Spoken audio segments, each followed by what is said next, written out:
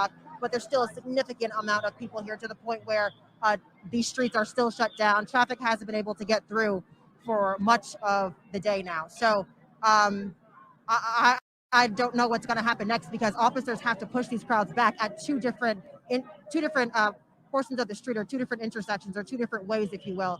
They're not all gathered in one location. They're here to my right or here in front of me, and then they're also here to my left. So we're going to have to see how this all plays out. If you're just joining us, this is special coverage on CBS 46 News, team coverage of riots that have struck downtown Atlanta today. We really have seen a little bit of everything. These were peaceful protests. They began that way with people gathered together to protest the death of George Floyd in Minnesota on Monday. We have all seen the sickening video of a police officer with his knee on Mr. Floyd's neck. Floyd dying there at the scene at the hands of that police officer who today was charged with third-degree murder. We're told that there may be some more charges for some of the other officers, 3 other officers who were there during the time of his apprehension and arrest. People coming out understandably I can upset. hear you just fine. Can We you hear heard some me? leaders say that they were appalled by this. We heard from Chief Shields, who actually got it. waded out into the crowd during calmer moments this afternoon and said, I get it. I understand why you're so upset. And we are trying to do things here in the city of Atlanta that are going to bring about more equity and change for the Black community here. And she really showing great leadership, going out and calmly speaking to the protesters. But then within about a half an hour or so of that, things turned ugly.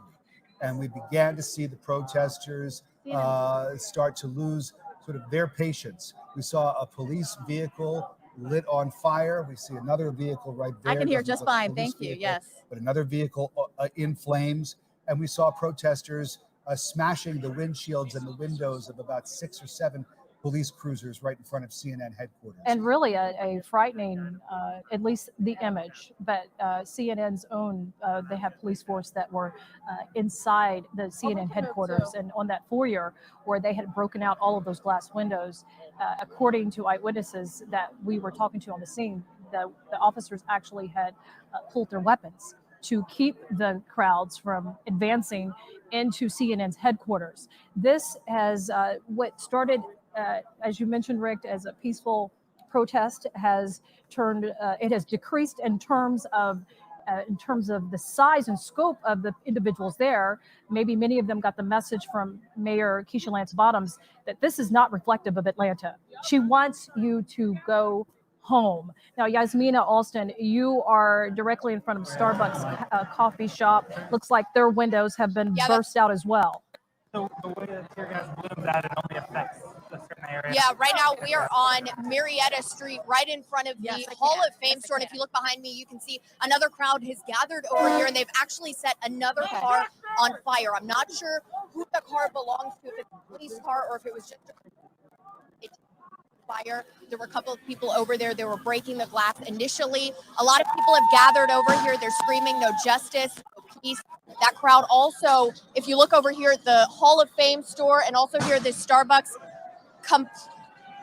completely destroyed here. There's glass everywhere. They busted out the windows over here. If you look right over here, this Starbucks has been completely broken, the front doors as well. People are actually starting to go inside. Again, we're here on Marietta Boulevard, not far from where you saw a lot of that action from the protests earlier today. Back to you guys. Thank you, Yasmina. I see them walking into the Starbucks. Has there been any cases, at least from your vantage point, of actual looting? Having a hard time hearing you. Say that one more time for Has me. there been looting at the Starbucks? I see people going in and out, and they broke the windows, but have they at least respected the property inside of Starbucks? Yeah, so where we are right now, I actually don't see any police officers in this area. Again, if you look back down this way, you can see that car on fire. There's still some more people down there. They've now taken a trash can, I believe, and thrown that over as well. Obviously, when this car catches on fire, it has fuel inside its tank. Are there any police officers, Yasmina, to stop people at least from going closer to that fire to make sure no one gets hurt or injured? In the area that I'm in right now, I have not seen any police officers. Maybe 10 minutes before we walked over here, we saw one driving by. But as of right now, when I look around, I don't see any police officers in this area. Again, you can see over here, this Starbucks store, they've broken the doors here, and some people were going in earlier. Yasmina, I'm wondering if you could talk to, I want you to be safe, but I'm wondering if you could ask those young men behind you if they happen to hear the message of the mayor and other city leaders asking them to go home and reminding them about the nonviolent history of the civil rights movement here in this city.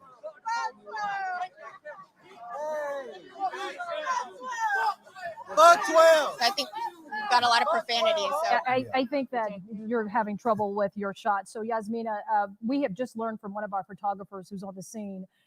Police have confirmed, the Atlanta Police Department, that tear gas was dispersed about 10 minutes ago. Our photographer, actually, we lost our shot from him because he was running away, trying to get away from inhaling any of that tear gas. You're looking at the right of your screen.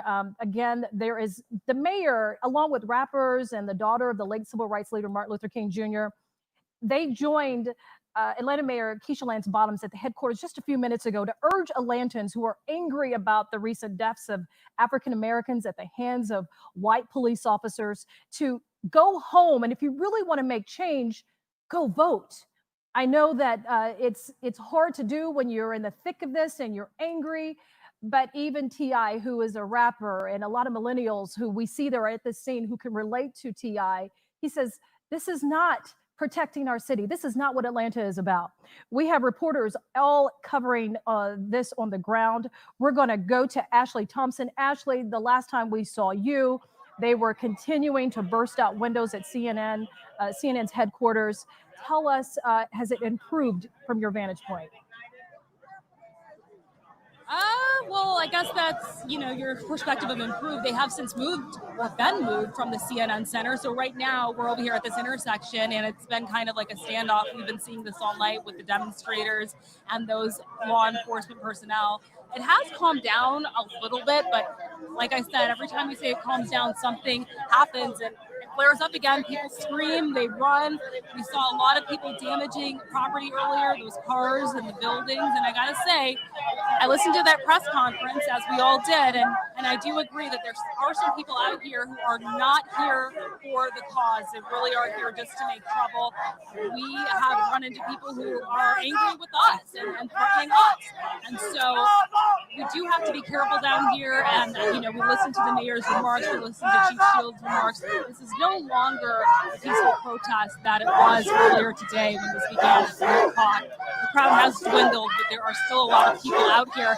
We actually just spoke with a state trooper who was right here next to us. He told us they are going to start moving them back even further. And they've been doing this for hours. They moved the crowd. Obviously, this is very calculated. They moved the crowd maybe 10 feet, 20 feet, pushing them back, not letting them cross the intersection. The goal, obviously, is to disperse the crowd.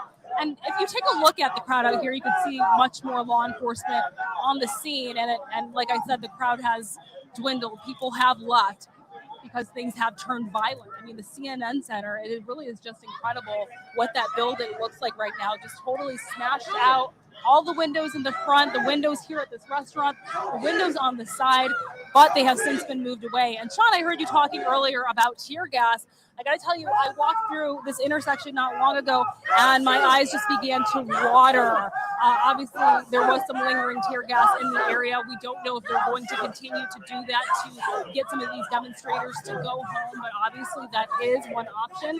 Like I said, these law enforcement officers right here are going to start pushing the crowd back. They're going to do that on every side of this intersection, just really hoping to de-escalate the crowd, hoping to calm everyone down. And people are incredibly emboldened out here. I mean, these people are incredibly bold and they know that officers are not making many arrests. So that's why we're seeing those people smashing into the windows and smashing into cop cars, because people are not being arrested to the numbers that you would think anyway. We obviously have seen some arrests and we have seen some tear gas, but it hasn't been mass arrest out here, and people know that. And so I think that they are being very emboldened. The crowd is relatively peaceful right now. You can hear those chants still in the crowd, but we're going to continue to monitor the situation. Obviously, this is a very fluid situation. This is changing minute by minute. A lot of anger, a lot of frustration, and it is nighttime. And so there are big concerns with where this may lead, where protesters may go. So right now, officers are still trying to de-escalate the situation, trying to keep all of these demonstrators calm. And we're going to continue to stay out here and continue to stay safe. And hopefully this continues to be a safe protest. You can see one of the demonstrators right there. A lot of anger, a lot of emotion. We've been seeing it all day long for the hours these demonstrators have been out here. Emotions have been running extremely high. It's been dangerous at times, but it's been peaceful at times. And right now, it seems as if it is one of those peaceful times. Ashley, before we let you go, I'm not sure if there's anyone that you could grab that would be willing to have a conversation with you. if you could ask them, the mayor just held a press conference along with rapper T.I., Atlanta activist Killer Mike, along with Bernice King, the daughter of the late civil rights activist Martin Luther King Jr. And they all said this is not reflective of Atlanta and that they should go home. Can you see if anyone there would talk to you and see if they would respect the message of the mayor and go home? Get it right, man. Hold on. Let me ask you this. The mayor has called for demonstrators to go home, saying that the message is now. I ain't going home. What do a black man do? Do we shoot when we get out of the building store and we get pulled over? Do we get out with our hands up? Because we fear for our life out here. What do you say to the mayor and T.I. and Killer Mike who are saying go home? Tell them to get out here and do it. Tell them to get out here and do it. So there's your answer, Sean. A lot of these people are just really frustrated. It's even hard to get some of these questions in. I heard the mayor earlier, and I heard some of those high-profile celebrities calling for these demonstrators to go home. They are really destroying downtown Atlanta. But you just heard it from one of the protesters. They said they need to get out here. What are we supposed to do? And so that is what we're hearing over and over again. And obviously that's why there are still so many people out here and they feel the same way. They don't want to go home. They don't know what to do. And this is the only way they know how to get their frustrations out. Ashley, thanks very much. You know, we take a look at these scenes. It's unbelievable. You see police force, different teams within law enforcement, all there, the riot police, the SWAT police, and yet the city is burning. There are cars now burning. We saw a police cruiser on fire earlier. Now we see two separate cars, perhaps vehicles in flames. And so the message of nonviolence, the history of this city, of the civil rights movement being forgotten right now, not on the minds of those who are out there protesting. Instead, all they can think about is the anger and the hurt. And Mayor Bottom said, we're all angry. She said, we're all angry. This hurts everybody. But what are you changing by tearing up a city? You've lost all credibility now. She was in tears. She spoke, as you mentioned earlier, not really as a mayor or a politician. She spoke as a mother. She has children of her own. She understands the plight of what many of these young African-American males go through when there's a constant miscarriage of justice.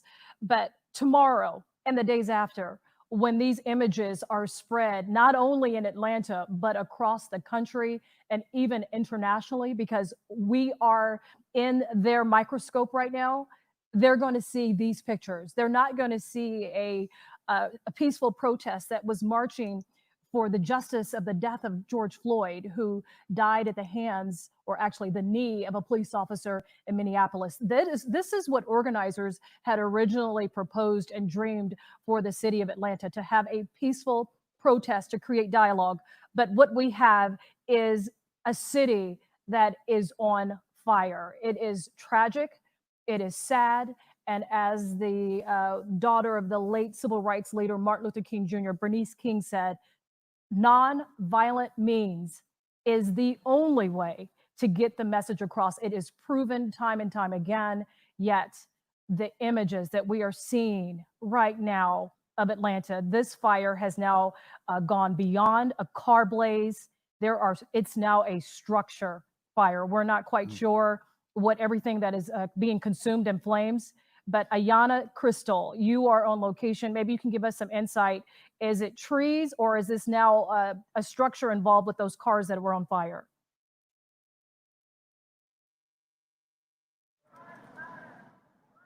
Ayanna? 2 blocks away, and you can see the flames are spreading. It started out very small, and within minutes it is spreading. We can see protesters and demonstrators running over that way. Again, people are getting anxious. They don't want to go home. People weren't listening to what the mayor said because they are out here and they want their voices to be heard. They are frustrated, but as we can see, things have gotten violent and destructive. Now earlier we saw the Atlanta police car set on fire, and now over there we see something on fire. We don't know exactly what it is, but it has spread pretty quickly.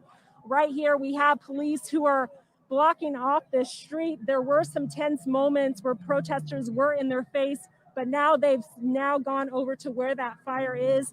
The police officer did tell me that they did deploy the tear gas. My photographer and I were right there. We had to run. We couldn't breathe. My eyes are still burning from that. And it seems like most of the protesters are now headed over that way. But if you go have my photographer pan over here, you still see over here, there's still a big, large group in front of the CNN Center and McCormick and Smith's restaurant.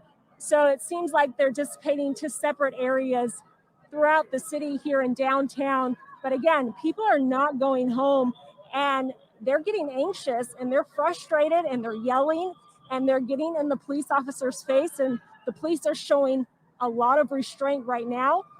They want this to be peaceful. They don't want to have to make any arrests, but we haven't seen anything escalate with the police officers right here. And again, now that things are more catching on fire, we don't know exactly what is on fire over there, but we will continue to keep our eye on it. And let's send it back to you guys. All right, Ayanna. If you're watching us on Peachtree TV, we want to let you know that our coverage is going to continue live on CBS 46 as we hit the top of the hour, 10 o'clock here on a sad and violent and destructive night in the city of Atlanta. The fourth night nationally of protests after the death of George Floyd in Minnesota. We're told that the White House is under lockdown right now. People gathered outside to protest Floyd's death. There are protests underway right now in New York City, in Louisville, Kentucky, in Dallas, Texas, other cities on the West Coast, including Oakland, California, getting ready for the possibility of protests tonight. The mayor of Minneapolis has issued a curfew for the entire weekend, 8 p.m. local time, and it'll be interesting to see if local authorities here, Sean, decide to impose a curfew here in Atlanta as well. City leaders pleading with the protesters to go home, saying this is not what Atlanta is all about. This is not the way to show your anger. Your anger and feelings are understandable, but this is not the way to accomplish change. Bernice King, the daughter of the late Dr. Martin Luther King Jr., saying that the only way to achieve change is through nonviolent means. We even heard from rapper T.I. and activist Killer Mike making it very clear, condemning those individuals who are out there using this as an opportunity to cause destruction to a city that he loves. In fact, he says, if you want to change anything here in America, register to vote. Show up to the polls on June 9th. That's the change that we need in this country. That message also reinforced by the mayor, that this is disgracing our city and the life of George Floyd and anyone else who was killed in this country. The mayor added, we are better than this as a city and as a country. We're no longer talking about the murder of an innocent man. We are now talking about the burning of streets and property in Atlanta. The mayor says, go home. As you can see on the left side of your screen, there is a fire truck that is starting to arrive to hopefully douse these flames to keep this from spreading further. It appears at this point that it's only trees and cars that have caught on fire. But again, this could be explosive at any time. We have reporters who are out in the field. We spoke to Ashley Thompson. She spoke to some of the protesters on the street to ask them, do they respect the message that T.I. and Killer Mike had? Will you go home? And their response was, no, we're not going home. They are angry. This is a story that we have been following since 2:30 this afternoon. What had originally started out to hopefully be a peaceful protest. Almost thousands of people gathered at Centennial Olympic Park. They were marching and they came towards State Farm Arena at the point where then there was a barrier with police not allowing them to go further. And it was at that point, despite police showing great restraint, making a commitment, according to Atlanta Police Chief Erica Shields, we don't want to make this an opportunity of arresting people. In fact, I am at awe at the police chief taking the time to walk into the crowd and actually speak to the protesters and tell them she understood why they were doing this, but to go home. Do not let this become the same images that we've seen in Louisville. But Ashley Thompson is at the fire. Ashley, I see that some of the fire trucks are trying to get their way through the crowd to try to get this fire out. That's right. They're trying to come in right now because we've got 3 cars on fire over here. They look like they are Georgia Tech police cruisers. I'm not sure when this fire started. We saw the flames go up about just a couple minutes ago, and someone just threw some liquids on us. As I said, a lot of people are very frustrated, and they're showing their animosity and their frustration to the media as well. We just got drenched with some kind of liquid. But as you can see, here is the fire truck coming through, trying to put these fires out right now. We are over here by a hotel across the street from the Hall of Fame in downtown Atlanta, and it looks like protesters have hit up that Hall of Fame already, that beloved event venue, the Hall of Fame behind me. You can see people have really smashed the windows out over there. The protesters have moved. We are just the intersection over from where we are, where we last saw you. And this is what's happening right now. It looks like maybe some tear gas is being deployed. This is just insanity. This is crazy. Take a look at what's going on here. Hopefully you're not in that area, actually, because they have dispersed the tear gas. The crowds, as you can see, will run quickly. Tear gas is very effective.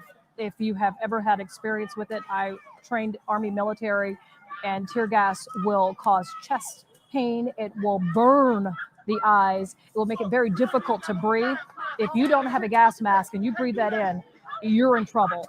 So as you can see, where that gas mask, where that gas has been deployed, the crowd has completely dispersed.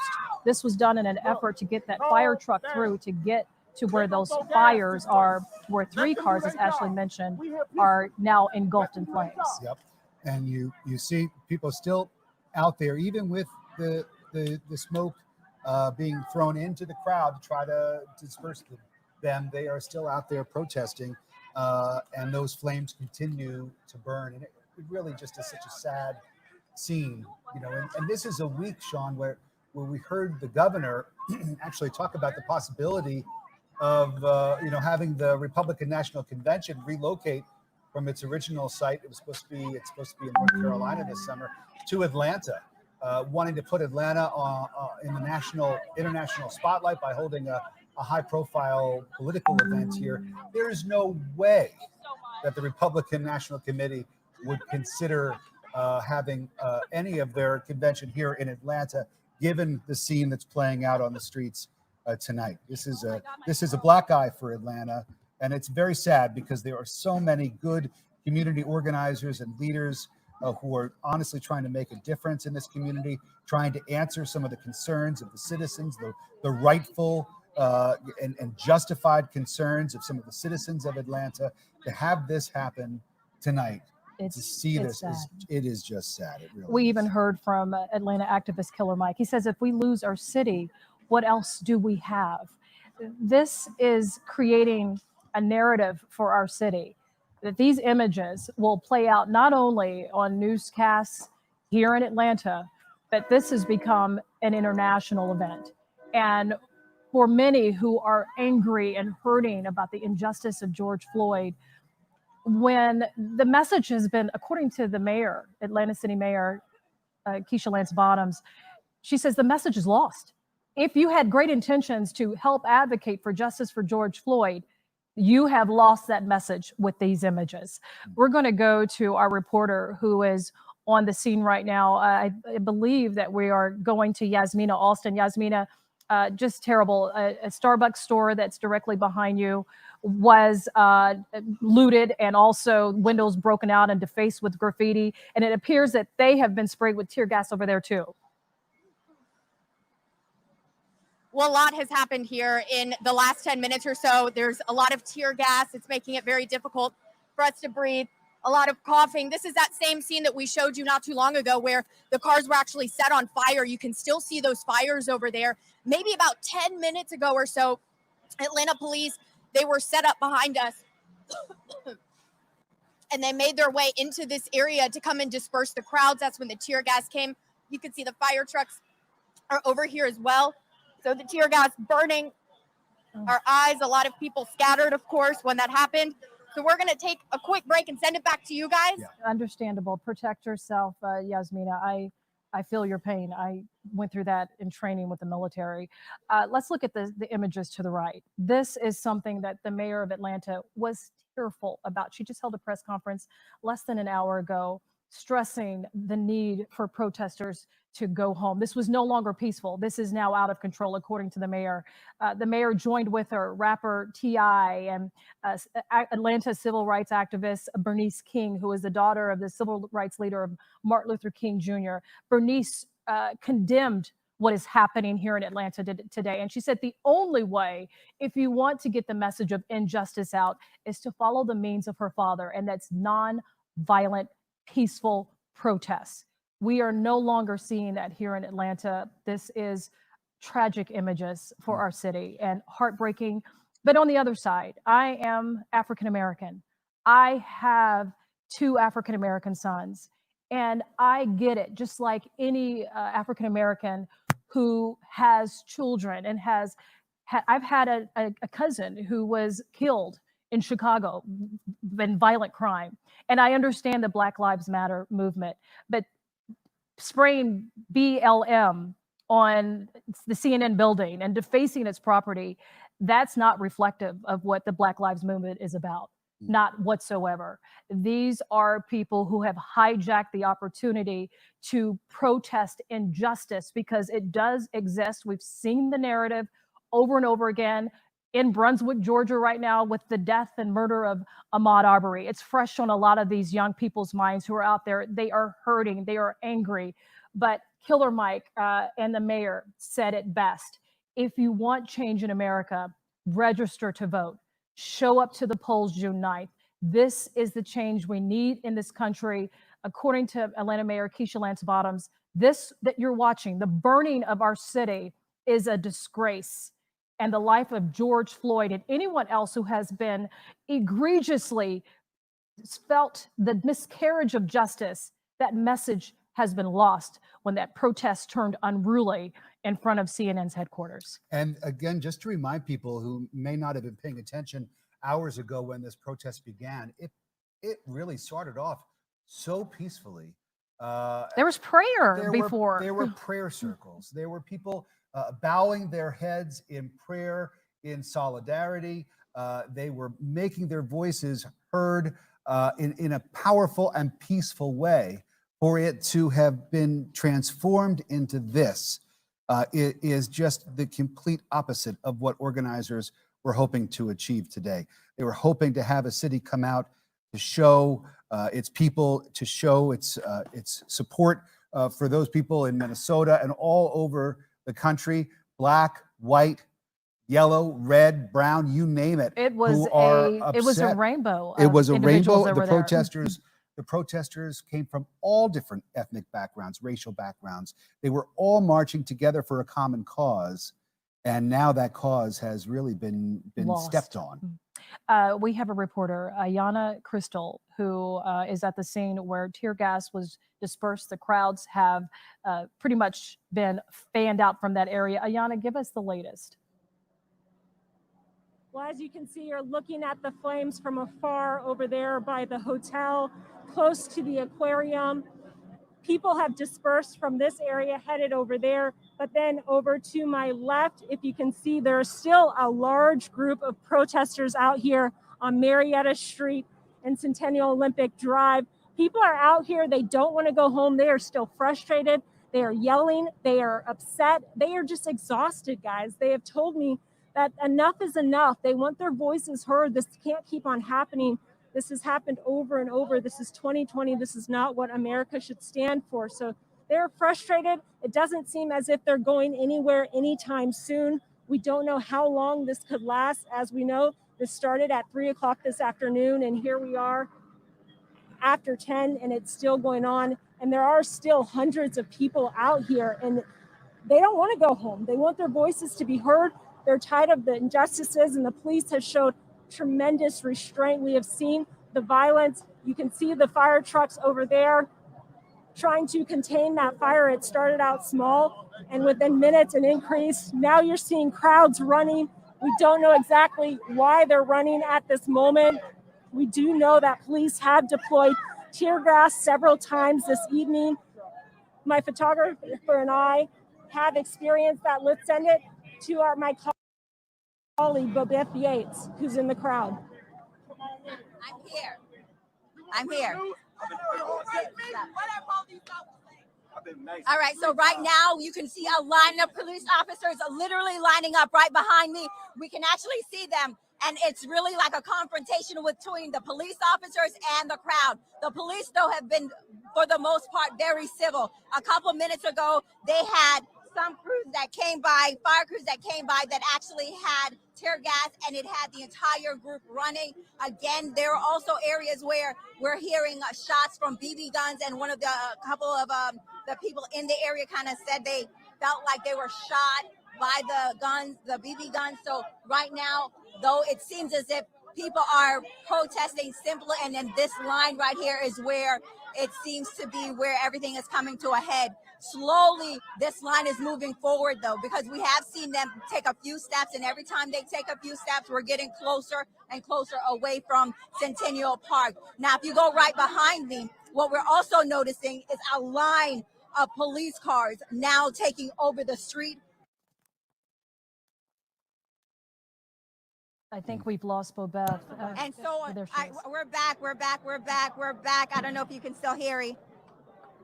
So right behind us, we have another line of police officers out here. It actually really is getting chaotic, and to a point where it's a little bit unsafe. Now, protesters are still saying that they're just angry, and they really do not care if the mayor or officers or whomever is telling them to go home.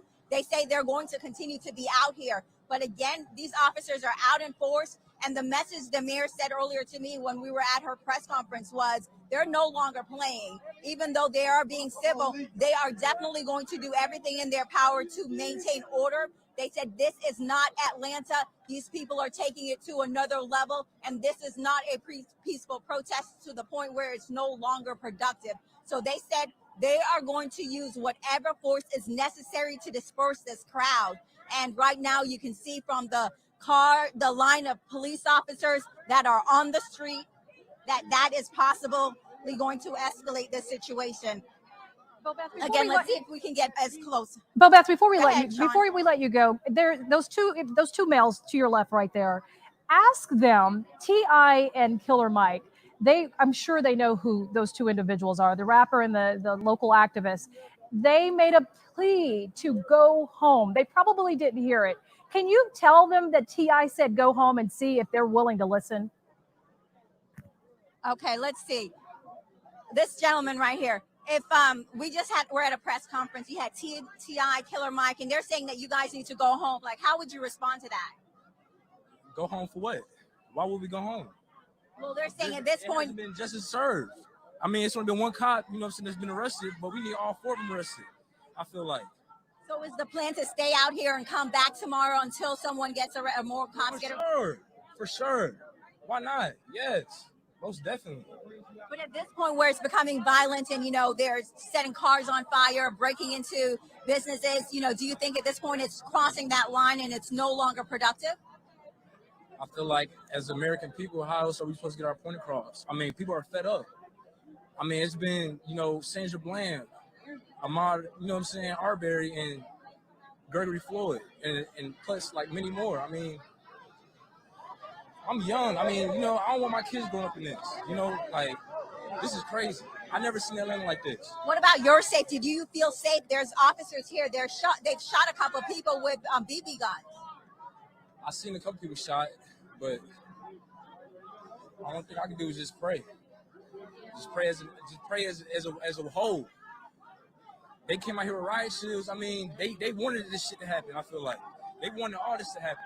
Try not to curse for me. I'm emotional right now. Okay, no worries. Well, thank you so much, you guys. And right now, crowd is running again. The crowd is running again. Oh. He was acting up. He's been doing it all night.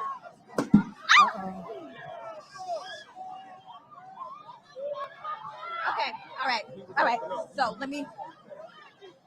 Clearly, I'm not sure, Bobeth, if you can see. Right, it looks like someone just got arrested. Yes, someone did just get arrested. That line, the line is moving. As you can see, officers have their guns drawn. That is a BB gun, though. The officers have their gun drawn. They're throwing things into the crowd right now, and things are literally getting outrageous. Now, what I was just told is the person that did get arrested was acting out of order, and he did something that actually provoked the officers. Now you have the group holding their hands up, saying hands up, just to make sure that the officers know they're not armed and they're not doing anything. But again, this line keeps moving. Let's see if we could go back over there and shoot as much as we can.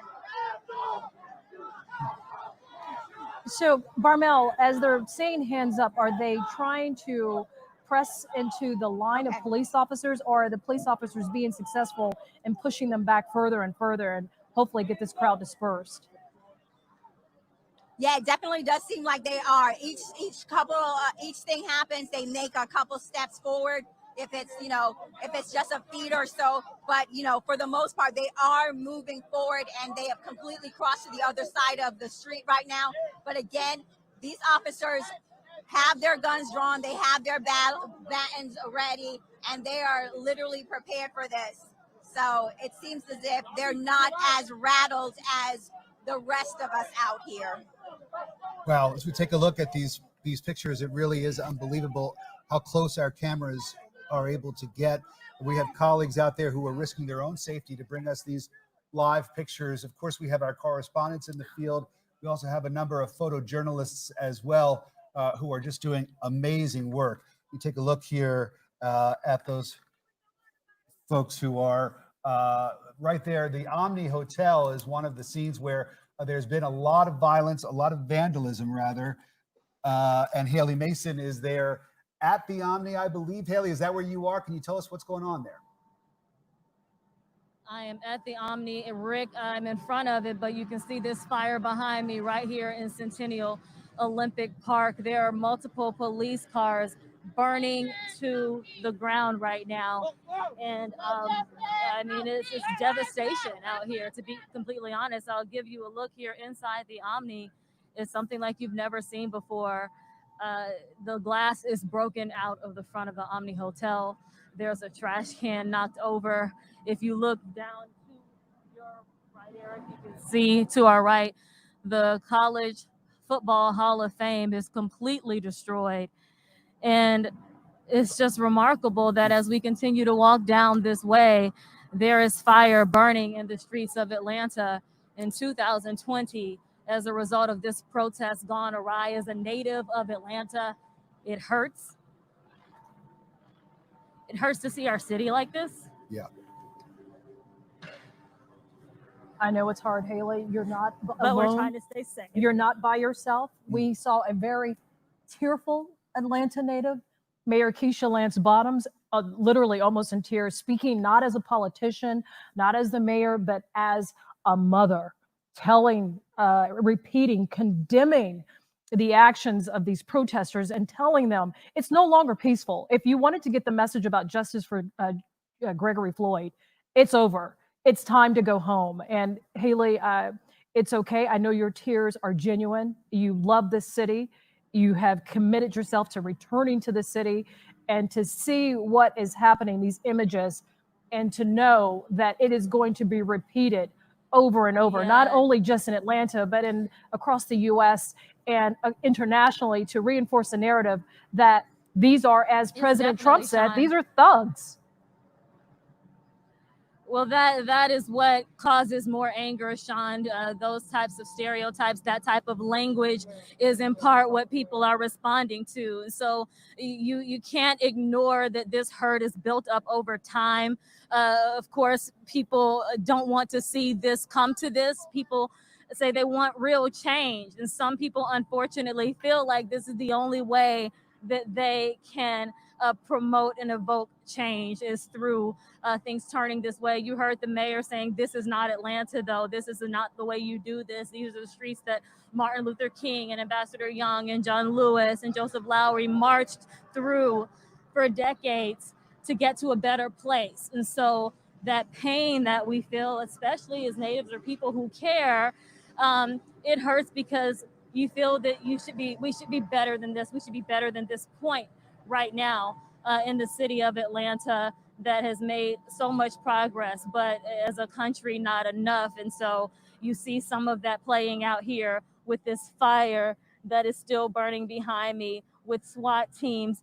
The fire trucks were attacked when they came to try to put out the fire. And of course, these are buildings. And so some protesters would tell us that these are buildings that you can get back, but you can't get back lives. And so some of them feel that this is the only way that they can get their voices heard, unfortunately. And so we're just hoping that things can be safe, but we know that police are ramping up at this point to try to prevent further damage and vandalism and to prevent human injury. Haley, Sean? from where your vantage point is, how many buildings have been destroyed from where you are? And does it look like those crowds have been dispersed away from the ones that have suffered possible looting as well as damage?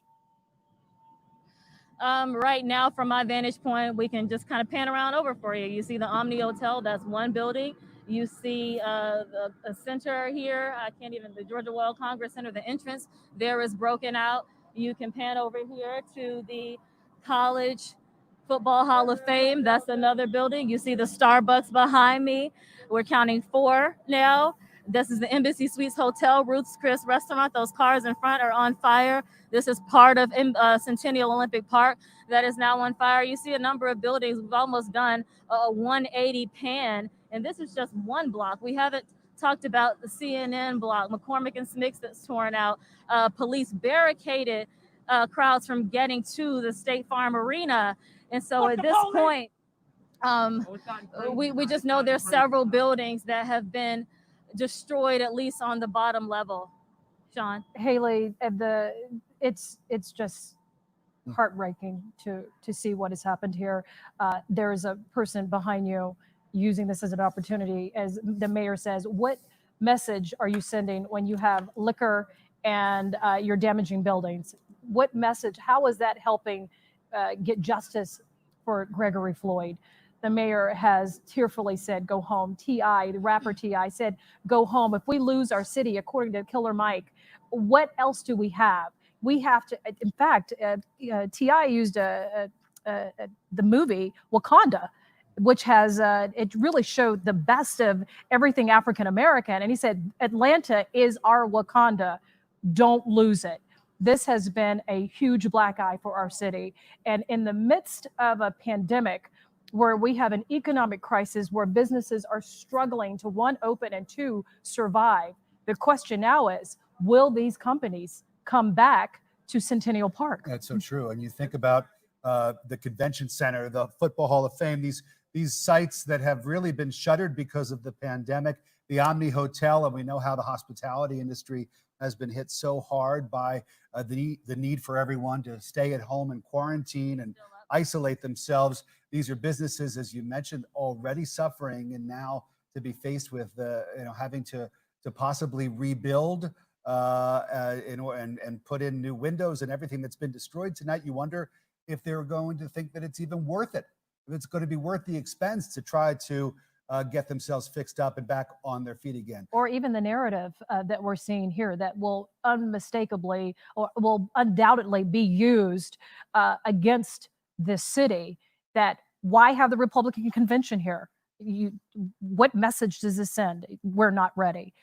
Let's go to Ayanna Crystal. Ayanna, you are there in the thick of this. You know, one of the big issues with the governor of Georgia, Brian Kemp, was that he wanted a peaceful protest. He supported the peaceful protest, but he was concerned about protesters wearing masks. We have to realize that there is no social distancing being exercised out there. Do you see a lot of those protesters wearing masks? I would say it's split. I have seen a lot of people wearing masks, but then again, there are a lot of people not wearing masks. And if you're looking at the crowd, there is absolutely no social distancing going on at this intersection of Marietta Street and Centennial Olympic Drive. More people are headed back this way. For a while, people were dispersed to different areas around the park, but now people are starting to gather again back here at this intersection, and it's pure chaos, Sean. Within every 15 minutes, you're seeing crowds just running, not knowing what they're running from, whether it's tear gas. We've heard someone say they got hit by rubber bullets. You don't know exactly what's going on, which is causing more chaos. It's not safe out here. People need to go home, but they're not going home. People want their voices to be heard. And as we're seeing, this is no longer productive. Things have gotten destructive. They're destroying things here in downtown Atlanta. And that is not what Atlanta is about, like Mayor Keisha Lance Bottom spoke of earlier. People need to go home, but they are not, unfortunately. But if you see over here, the police are blocking off this street. They have had their shields right there. They have showed tremendous restraint. They have not gotten in anybody's face. They have stood here and let the protesters say what they have to say, and they took it, and they're not doing anything, and they're showing tremendous restraint. As you can see, one of the officers is talking to one of the protesters right here, explaining the situation, and they're calm. They're really calm at this point. We haven't seen them get violent with any of the protesters here. But again, more people are starting to circulate back to this intersection. We don't know how long this will last. We have heard protesters yell, "Take your kids home. It's not safe out here." We have seen young kids out here, and it is not safe for people to be out here. We've seen fires. We've seen them destroying buildings. And this is not what people should be doing to get their voice heard. I know and I understand people are frustrated, and protesters have told me all evening they are frustrated. They want their voice to be heard. They are tired. Enough is enough. And we understand that. But once it gets violent, it is no longer productive, and their voice won't be heard when they continue with this violence. Ayanna, thank you. You know, I think as much as this may be a black eye for the city of Atlanta, I think that a group that will come out of this looking, at least to the general public here in Atlanta and the country, as having done an amazing job is the Atlanta Police Department. We've seen these exact same images within the last 3 to 4 days. Right now, protests are in New York City. They're in Kentucky. They're in Minnesota. They're in Dallas, Texas. And the restraint that our police force has shown with the citizens here, despite them being unruly, has been remarkable. We saw the Atlanta Police Chief, Erica Shields. Excuse me. I'm sorry, I said George Floyd. I want to correct myself. We saw earlier the Atlanta Police Chief, Erica Shields, go and literally walk in the midst of the crowd and talk to some of those angry, frustrated young men and telling them she understood their pain and that it was part of her reason of taking the job and her commitment to the city of Atlanta to change Atlanta's police department, to be sensitive to the needs and to provide equal justice. Because the issue here is not the question here is not that they don't want injustice to be rectified. They just want it to be equally doled out. We have seen the narrative. One of the high-profile stories here in Georgia now was with the death and murder of Ahmaud Arbery, that it has heightened tensions and it has tripled into with the death of George Floyd. It has spearheaded these type of protests across the country. What we've seen, it is horrible. But what we saw in Minnesota was far worse. So I applaud Atlanta's police department. They have tried to squash this and has shown immense amount of patience, because once they spray that that tear gas, they will disperse quickly. But once it disperses away, they start to reorganize and come back. And yet the police department is remaining patient and just trying to get them to go home. I think if those officers in Minneapolis are the worst that law enforcement has to offer, we are seeing the best of what law enforcement can offer right now. Police Chief Erica Shields and her entire department really just doing an amazing job tonight. And when we saw Chief Shields walk into the crowd, and it was a moment, I would encourage people to look for it, the video, and we'll have it on the CBS 46 streaming app. When we saw Chief Shields walk in and talk to those protesters calmly, professionally, one-on-one, she looked them in the eyes. She heard their grievances and she said, "I get it." And then she talked about the need for better training, the need for weeding out bad police officers, the need for getting her officers more engaged in the community. if that is the model here in Atlanta, let that be a template that other police departments around the country try to employ in this day and age. I think what Chief Shields did is that she gave these young African-American men human dignity. And this is why they have shown up in force, angry, hurt, frustrated. I know there are some of you who are watching this and go, I don't understand. Why would you burn your own city? There's no excuse for it. But before you can get to the activity that they're doing, you have to understand why they're doing it. There has been a miscarriage of justice that has happened repeatedly over and over and over again. Many white Americans, when they get pulled over for a traffic stop, they understand that police are there to protect and serve, and you get your ticket and you move on. But for many African-American men, even men in my family, who have been stopped for no reason at all, but simply stopped because of the color of their skin, and to be treated with less than anything of dignity, it creates and it festers. And when you try to get resolution and it never happens, and then you see these huge stories that are repeated in the media with the deaths, high-profile deaths of Sandra Bland, who died in police custody in Texas. And you have the story of Floyd, who died, George Floyd, who died in Minneapolis. And then you have the one here in Georgia with Ahmaud Arbery, and that it took just constant anger and, basically it took keyboard warriors on Twitter to get justice. And what I appreciate with the mayor and Killer Mike and T.I. and also the daughter, Martin Luther King, had said in that press conference is, if you want to make change, go vote. Go vote. That's where the change happens. Let's go back to Ashley Thompson there on the streets amongst the protesters. Ashley, where are you and what's going on now?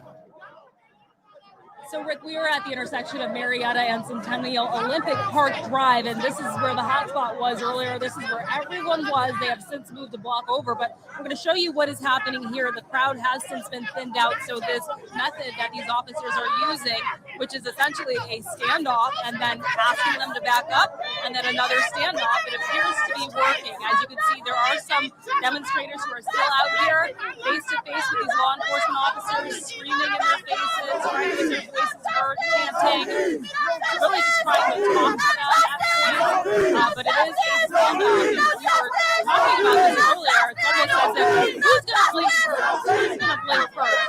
We're getting asked to move back right now. And we obviously don't think it's going to be the police officer, so we are going to be out here for a long time. But as I said, the crowd has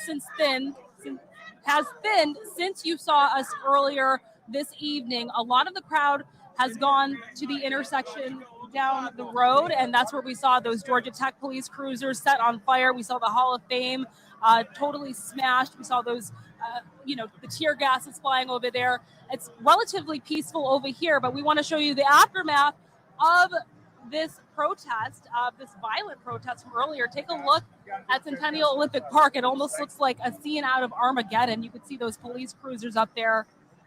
The ones that were set on fire, the ones that people were jumping on, that were smashing the windows, they are all still parked here. Of course, the street is still closed off. It'll probably be blocked off for the remainder of the night because these cars, some of them have to be towed, like this one right here, this one that was set on fire. We showed that to you live on TV, but the officers have asked us to move. It appears that they may be starting to push the crowds back even more. But at this intersection where we are right now, the method seems to be working. People are leaving. People are going home. They don't want to just stand here. The action has died down over here on this part of Centennial Olympic Park. And as I said all night, we're going to continue to monitor conditions on the ground. We will send it back over to you guys. All right. Thank you, Ashley. We're getting some word from Atlanta Police. Sergeant John Chafee, who's with the Public Affairs Unit of the Police Department. It's his job and that unit's job to communicate messages to those of us in the media. And they did provide us with this statement. And I think it's important to note that at least 3 officers have been injured during these confrontations with protesters tonight. The police department says there have been multiple arrests. Some of the protesters have, the officers rather, have been under near constant assault, according to police, including protesters shooting BB guns at them, throwing bricks, bottles, rocks, and knives at them as they continue their efforts to protect property and lives. Again, we have 3 officers who have been injured during these confrontations with the protesters tonight. And really, the police wanted this protest to go off peacefully. And even after there were some earlier skirmishes, Sean, before things got really violent and took such a terrible turn, when there was just some screaming and hollering going on, the police still wanted to allow the protesters to continue. They wanted to sort of calm things down and let them go about the protest in a peaceful way. And it really is just amazing that even with all of the leeway that the police have given these protesters, they still have not been able to keep themselves from destroying, some of them anyway, destroying public property, private property, burning police cars, and injuring police officers. Within the last 10 minutes, Governor Brian Kemp just tweeted that the safety of our citizens remain our top priority, and we stand with the mayor of Atlanta and urge everyone to go home. The governor goes on to add that state law enforcement officials have been working closely with Mayor Bottoms and the Atlanta Police Department throughout the day. When asked to provide support and assistance, he says that the state of Georgia immediately responded, and he says that he will continue to do so. So clearly the governor is clearly watching what is happening here in downtown Atlanta, concerned about the safety of our citizens, and just the heart-wrenching press conference that the mayor held earlier in tears. She is native Atlantan. She is a mother. She has young boys, and she knows that the angst that these individuals, these protesters are going through. And she says, regardless, the message has been lost. This is no longer a peaceful protest. Go home. Yeah, she said, this is not in the spirit of Martin Luther King. This is chaos. And she's right. I mean, that's exactly what we have been watching unfold here in our city over the last several hours. It is sad to watch. And it's an easy lob to critics who want to use this to say, why are you burning your own city? It is, you have thrown them an easy lob. Yasmina Alston, you are in front of the College Hall of Fame, and the damage there is just terrible. Sean, I've honestly never in my life experienced anything like what we experienced in probably the last 20 minutes or so. Things have definitely calmed down, and now I can really have the opportunity to show you what we're seeing. The Hall of Fame, the front completely destroyed. They've broken out every window here in this front panel area. You can literally look straight inside. Earlier, we did see some people actually jumping through, and you can see they just ran through and ransacked the place. All of this glass here, things were thrown outside of the Hall of Fame as well. Now, maybe 20 minutes ago or so, Atlanta police actually came down towards the Hall of Fame and dispersed everyone from the middle of the street. If we turn around, Steve, here, we can actually see Atlanta police. They're making sure that no one comes into this area. This is that same area where we showed you the cars that were set on fire. I don't know if you can see that over there. You can still see the flames. We are hearing that Atlanta police are working to get everyone out of this area so that they can get those fires, out. If you look over here to the left, Steve, if we can show, you can still see a crowd of people that's still hanging around this area. There were some people that were trying to actually walk back up towards the police, but the police said, hey, you guys need to go the other way. If you look down this way, you can see stuff all over the ground that came from the Hall of Fame, all these buttons that were thrown out into the road. And all of this happened right before Atlanta police came, and there was tear gas. That's when we spoke to you last, that tear gas was put out. And of course, that dispersed the crowds. It burned your eyes, it burned our throats. We all had to sort of take a second after that. So, I mean, just an unreal scene out here. I've never seen anything like this in my life. This is really a calm version of what we saw 20 minutes ago. Yasmina, would you say Sean? that they've been successful at clearing the majority of that crowd out of this pocket right here? Yes, I definitely would say that. I mean, compared to what we saw when we first got here and they were setting the cars on fire over here, there was a large crowd that was actually telling my photographer Steve and I to leave. They didn't want us there. They told us we don't want to be on camera. They were all gathered over there by that Starbucks that we showed you that's also been completely destroyed. But once Atlanta police started walking down this way, came out, a lot of this crowd dispersed. Has the police told you what, like how long they plan to stay out there in case that crowd tries to reassemble in front of that? And then at what point will they cordon this off so businesses, I'm sure the owners are watching this and are aware of the situation, can come and start to board up and protect what, if anything, they have left inside? Well, at this point, we don't know how much longer Atlanta police are going to be out here before they get everyone out. But we did hear that that was the plan, to get everyone moving out here soon. Well, but again, I mean, just this devastation here at the Hall of Fame, you can see, I mean, just damage, destroyed, just unreal images coming from down here tonight. You know, we had the Super Bowl, which really made us the jewel of, you know, the industry. And we had such a great turnout. It was safe. And then to see how things have turned out here, Yasmina, it is heart-wrenching. You've done a fantastic job. I'm glad that you survived that tear gas. I can relate, honey. I was in the Army. I got a whiff of that. It does burn your eyes, doesn't it? Shaw, that was not, it wasn't fun. I can tell you that. Your eyes, the coughing, the masks actually didn't really help, in my opinion. I mean, just nothing like what I've ever experienced before. Well, it was effective at dispersing the crowd, but we have this image. This is directly, I'm trying to think, that's right by the CNN parking deck is in the background of that. And you can see this is just by the front entrance, I believe, of the Omni Hotel as the camera swings back around here. But you just wonder how long the police are going to just let people sort of hang out.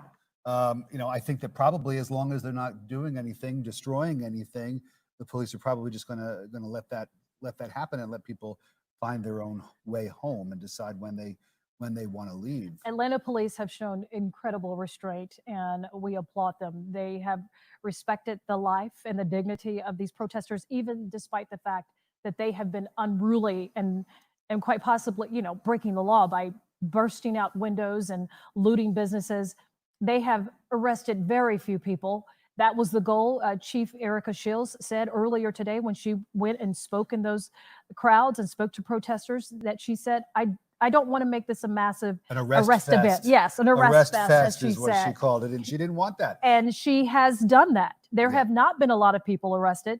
They have shown, the police department has shown great restraint. We have seen protesters throw bottles.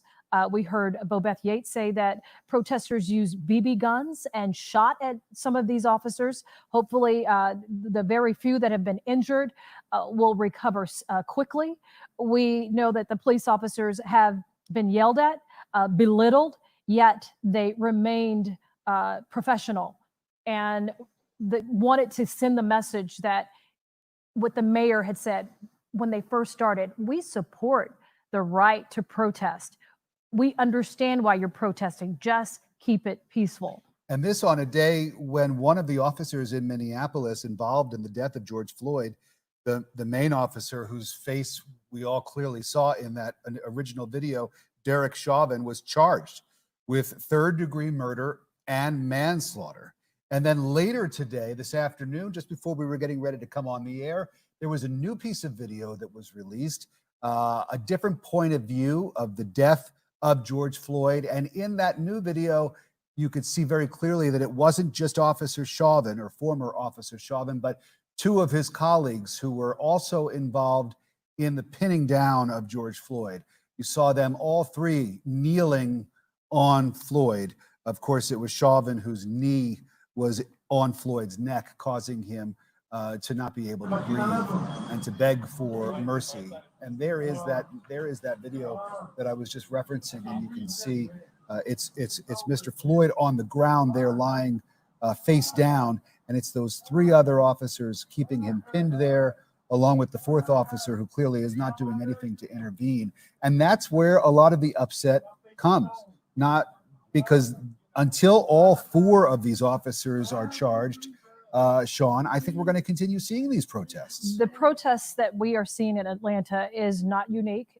In the last 4 days, and specifically tonight, there are simultaneous protests in New York City, in Dallas, Texas, in Los Angeles, in Denver, Colorado, in Ohio, in Kentucky. There is a grassroots swelling of anger, hurt, and the demand for justice, not only for Mr. Floyd, but for the countless African-American men who have had a miscarriage of justice. The question here is not punishing if you've done something wrong. The issue for many of these frustrated Black men that are protesting is that there has not been equal justice. Ayanna Crystal has watched cars burn, trees burn in our beautiful city of Atlanta. The images that we are watching now of police looks like they are pushing their line even further in and Clear the way for that vehicle. And successfully dispersing a lot of this crowd. How much has it dwindled from where you are, Ayanna? Sean, as you can see, the SWAT trucks are pulling in. Different agencies are rolling in. I've seen Clayton County Bomb Squad. More people are pulling in here. As you can see, this is the Clayton County Sheriff's Office SWAT. They've got 2 trucks pulling in here. We are on Centennial Olympic Drive as they are pushing forward. They did block this street off all day long, and it looks like now they are pulling up to kind of disperse the crowd. We're not sure what exactly they're doing or where they're going, but it looks like they're moving to the intersection where the large crowd is on Marietta Street, forcing protesters to move. Someone's letting off fireworks. As you can see, the crowd is running. And that has happened throughout this evening. People are letting off fireworks. Then the police have been deploying tear gas, forcing chaos in this area, and people don't know what's going on, so they just run, causing more chaos. So again, agencies are pulling into the area to assist the AP office. And as you can see right here, they are very calm. They are not getting violent. They are not being aggressive with the protesters. They're standing their ground and talking to the protesters calmly. It has been intense at moments. Again, they're letting off more firecrackers. I talked to a woman earlier. She is asking people to please go home. She doesn't want anyone to get hurt. And that's the fear right now, is that because this is progressive, that people will get hurt or worse, get arrested. I don't know what will escalate in these type of situations. Are high. People have been out here for hours. Frustration is building, and people are not going home.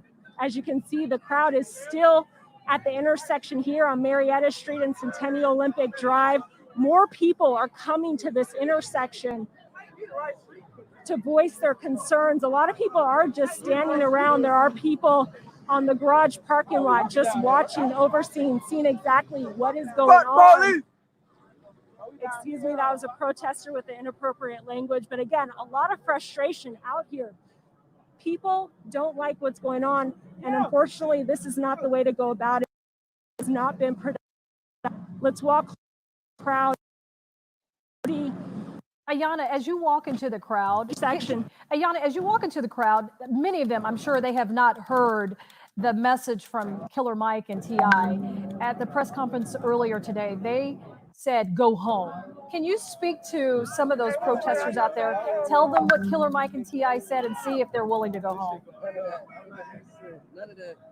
So earlier today, Killer Mike and T.I. spoke with the mayor. Hold on. Why What's are the you question? here? Go home. Who want us to go home? T.I. and Killer Mike. Fuck with me. That inappropriate language. But again, people aren't going home. They're just standing out here. And it's getting intense. There have been several moments where chaos had broke out here. But again, the police have showed immense restraint, letting them protest and speak to them inappropriately with tremendous restraint. Let's send it back to you guys. Ayanna, before we let you go, there is a common misperception among at least people on Twitter, because I look at that only the people out here protesting are African American. I do see some white individuals. Can you possibly grab some of them and ask them why are they there, and are they willing to listen to the mayor of Atlanta's condemnation of this, and will they go home?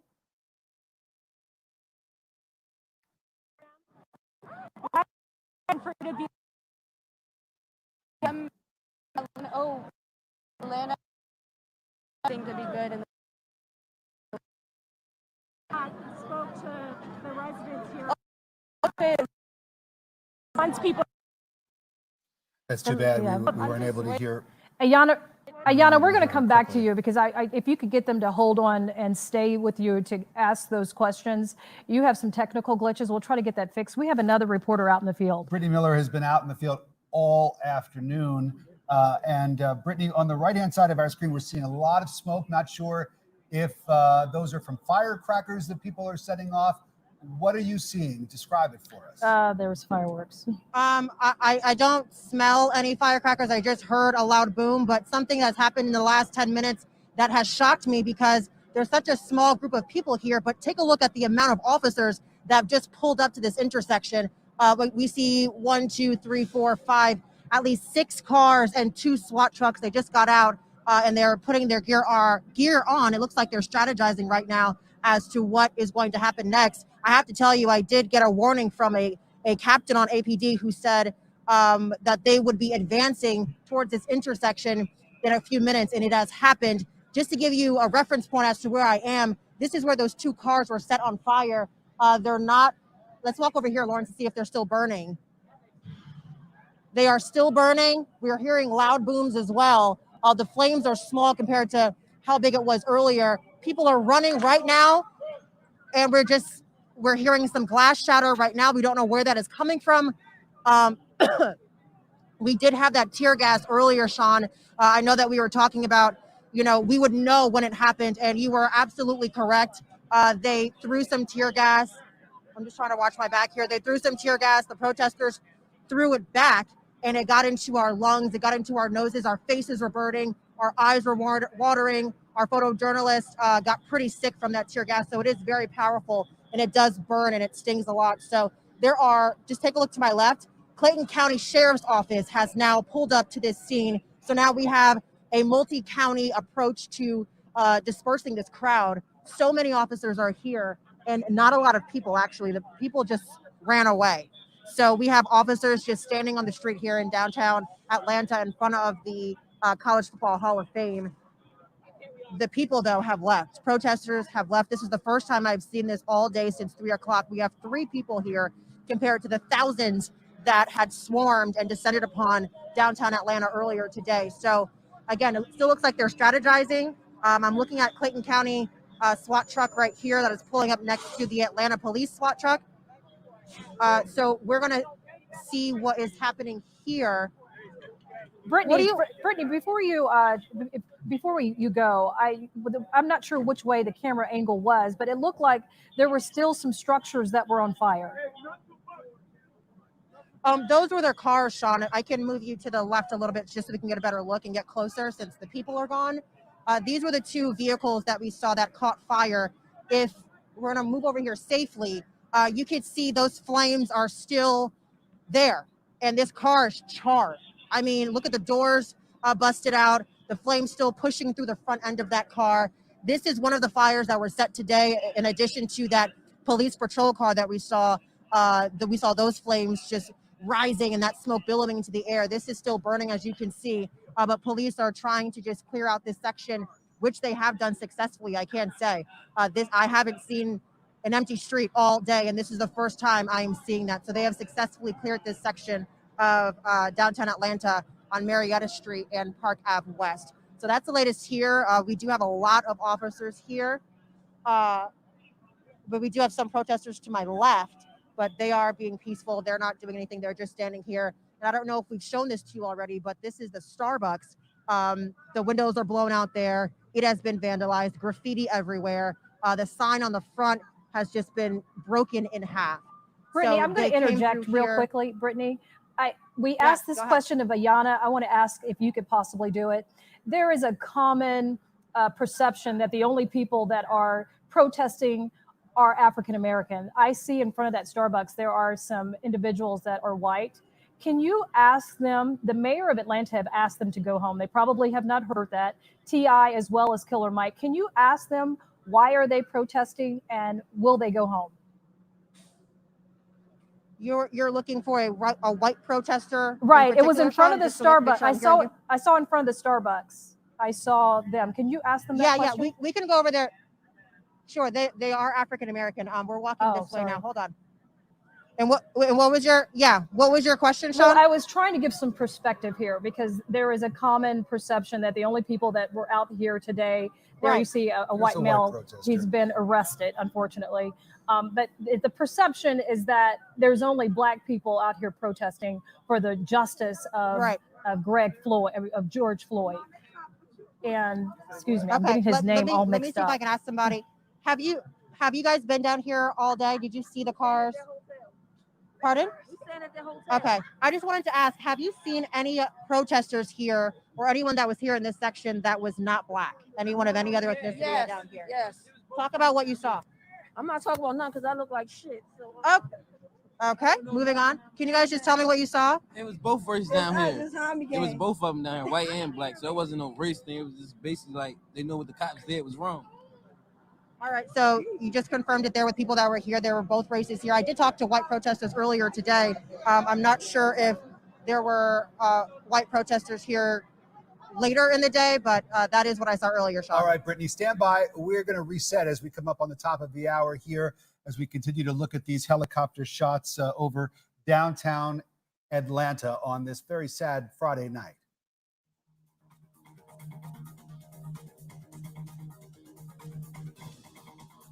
And good evening. It is 11 o'clock, and this is CBS 46 News. Sean Gables along with Rick Folbaum, and we are watching scenes of destruction and sadness unfolding on the streets of Atlanta tonight. Protesters that began very peacefully have turned violent and caused major destruction on the streets of Atlanta. We do not have any totals of any of the protesters who may have been hurt, but the Atlanta Police Department has released information that at least 3 officers have been injured. There have been multiple arrests of protesters, many of them reported by the police department through bricks, bottles, rocks, even knives at police officers. Some of the Atlanta police officers were shot with BB guns. But again, 3 Atlanta police officers have been injured tonight following a dark black eye on the city of Atlanta tonight. The mayor of Atlanta tearfully pleaded and condemned what started out as a peaceful protest somehow became unruly, out of control, and she told Atlantans to go home. Of course, all of this is in response to the death of George Floyd in Minnesota on Monday. While in custody of the police, one of those officers charged today with third-degree murder and manslaughter. We do expect the other officers involved to perhaps be charged as early as tomorrow. We talk about the police here in Atlanta and the restraint and professionalism that they have shown tonight. Earlier today, we saw the amazing sight of the police chief here in Atlanta, Erica Shields, walking into the crowd of protesters to talk with them eye to eye, to hear their grievances, and to share with them her thoughts about what can be done to improve things. This, again, is the Atlanta Police Chief, Erica Shields. We want to take a listen to this now. And here she is talking about what happens next. How can police change? Here's what she told us. The key is training. The key is weeding out bad cops. Especially when you see a pattern of bad behavior, I think it's getting engaged with the community so that you're getting feedback real time about what your people are doing, because you might think you know, but then there's the side of when you're not watching. Body-worn cameras have been tremendous because body-worn cameras show us how a person is behaving when other people aren't around.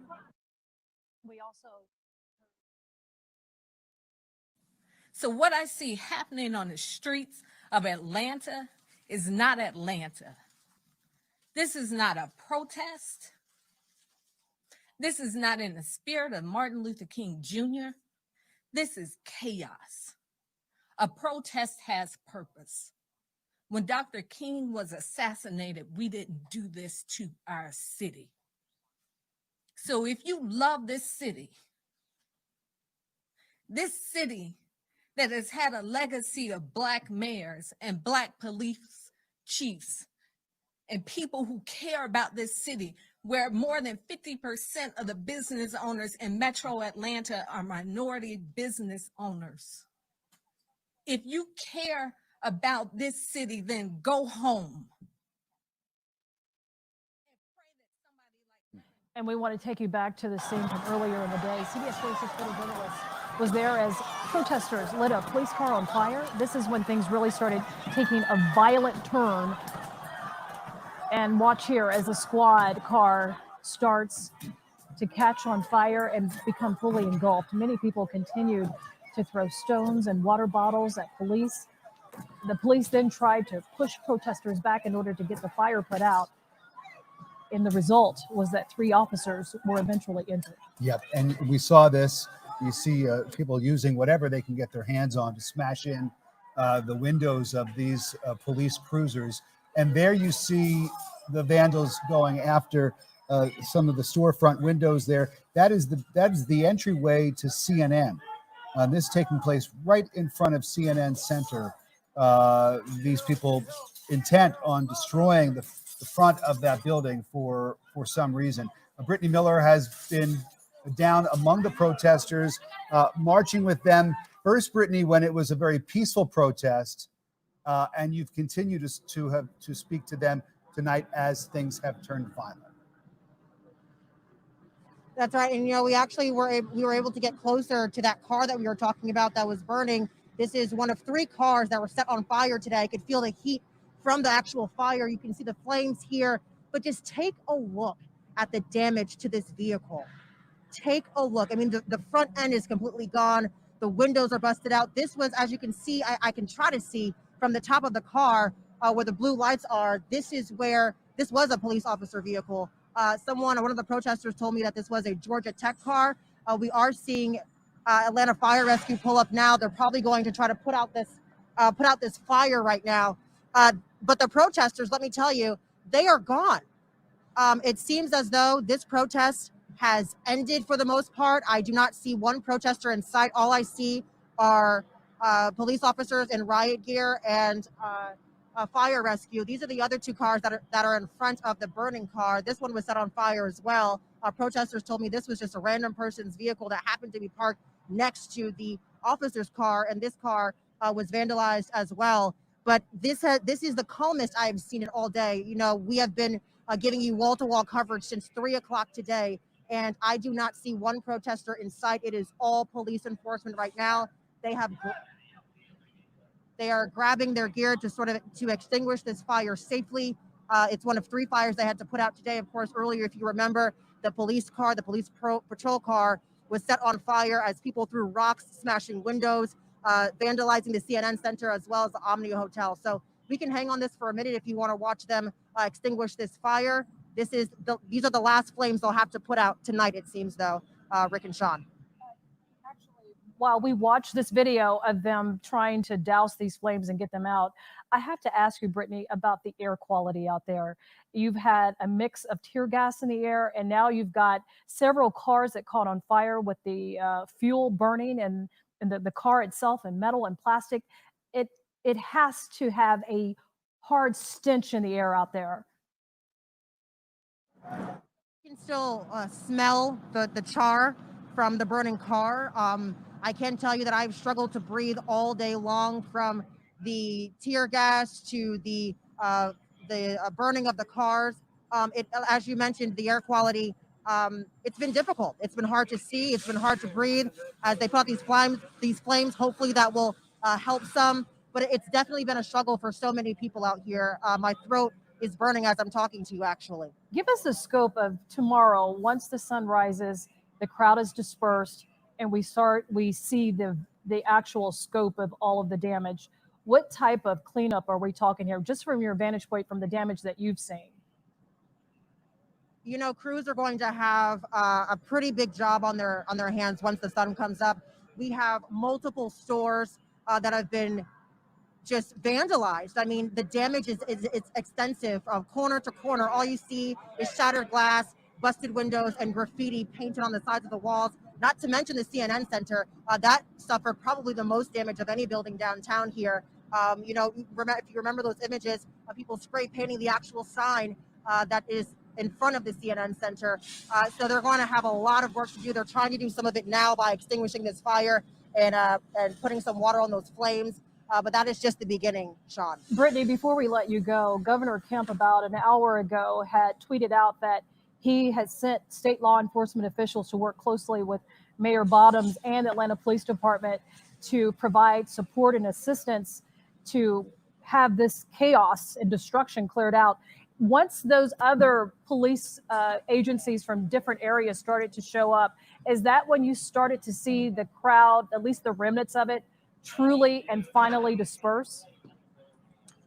It certainly seems that way. I can tell you when I saw Georgia State Patrol maybe about 2 hours ago, that is when I started to see the crowds disperse. And as you just saw maybe 15 minutes or so ago, I saw Clayton County SWAT team here. I've been told that DeKalb County was also here, but by that time the crowds were gone. But Atlanta Police did a majority of the work.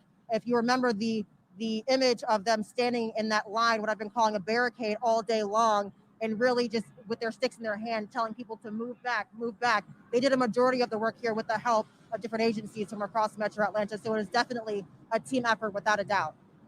Well, they are to be commended as we continue to watch these scenes. Brittany, we'll let you go get some fresh air, and hopefully you're going to be okay with all the fumes that you've had to ingest there. Ashley Thompson, our colleague, also out on the streets tonight of Atlanta amongst the protesters, very close to the violence that we have all watched unfold. Ashley, can you hear us? Why don't you give us a sense of tell us where you are and what's going on there right now? Sure, Rick. We are at Marietta Street in Centennial Olympic Park. I know Brittany just said there were very few protesters where she was, which is really just the next block down, the next intersection. Over here, these protesters are starting to extend the methods and the tactics that these law enforcement officers are using are starting to work. You could actually see through the crowd. There's a commander out here. They're very calculated. He continues to yell, "Hold the line," which means don't let anybody through. And these officers have backed these protesters up a significant amount. Right here, you can see them a little closer. But if you look down this way, just down Marietta Street, I mean, these protesters are really up close and personal. Not long ago, they have been moved back. I mean, there's got to be hundreds of officers out here all working together. We know State Patrol's out here. We're in Clayton County, was just down the road. We've got Atlanta Police out here. There's a lot of agencies working together to thin this crowd out, and it appears to be working. There are very few protesters here. Compared to where we were just 30 minutes ago or so, I gotta say, while it is calm right now, every maybe 10, 15 minutes, something happens and the crowd goes wild. They continue to throw fireworks at officers. Ashley, your audio is really low, but we can definitely see the images that you are discussing. The police department using multiple tactics to try to eradicate the rest of this crowd that has the remnants that have left over from what originally started out as thousands of people with a peaceful march from Centennial Park. And by the time it reached CNN's headquarters, it became unruly, pockets of violence. We have reports from the Atlanta Police Department that 3 officers were actually injured. We have no totals or numbers on protesters that were hurt, but police officers were threatened with water bottles, shot with BB guns, and now they're in riot gear and collectively in a line together trying to push and convince the remnants of this group to go home. We heard that message time and time again from the mayor of Atlanta. She says this is not reflective of Atlanta at all. No, it is certainly not. As we take a look at some of these protesters sitting down now, Ayanna Crystal is nearby. The sign there says our terrorists wear badges. I don't see how anyone could possibly have any criticism of law enforcement here in Atlanta tonight with the way that they have handled things, the restraint and professionalism that they have shown. We see this woman taking a puff from her inhaler. What are these women doing there? Have you talked to them at all? What have they experienced tonight? Yeah, they were actually just rinsing their eyes out with water from the tear gas. Again, about 10 minutes ago, they did deploy tear gas in this area. You couldn't see anything. You couldn't breathe. My eyes are still burning. This is my first experience with tear gas. And guys, it is not a fun experience. Your eyes are watering. You can't breathe. It's extremely a burning sensation. So people were over here rinsing her eyes out with water because her eyes were burning so bad from the tear gas. Now, again, people are moving still back to that intersection. Rick, like you mentioned, the police have showed tremendous restraint out here. Look at all these police cars out here. They have been out here all day, and they have been truly professional with these protesters, allowing them to let their voice be heard, rally, protest, and showing tremendous restraint, especially when they are all in their face. Again, this started out peaceful, but it escalated once the sun went down, turned violent and destructive. And police, through it all, have not been violent with these protesters, have not been in their face, from my vantage point at least. They have been true professionals handling this with class. It's been a tremendous job with Chief Shields telling these officers to not get violent with these protesters. Again, people are moving back to the intersection here on Centennial Olympic Drive. They are not going home. They are still here. They want their voices to be heard. We have seen fireworks going off.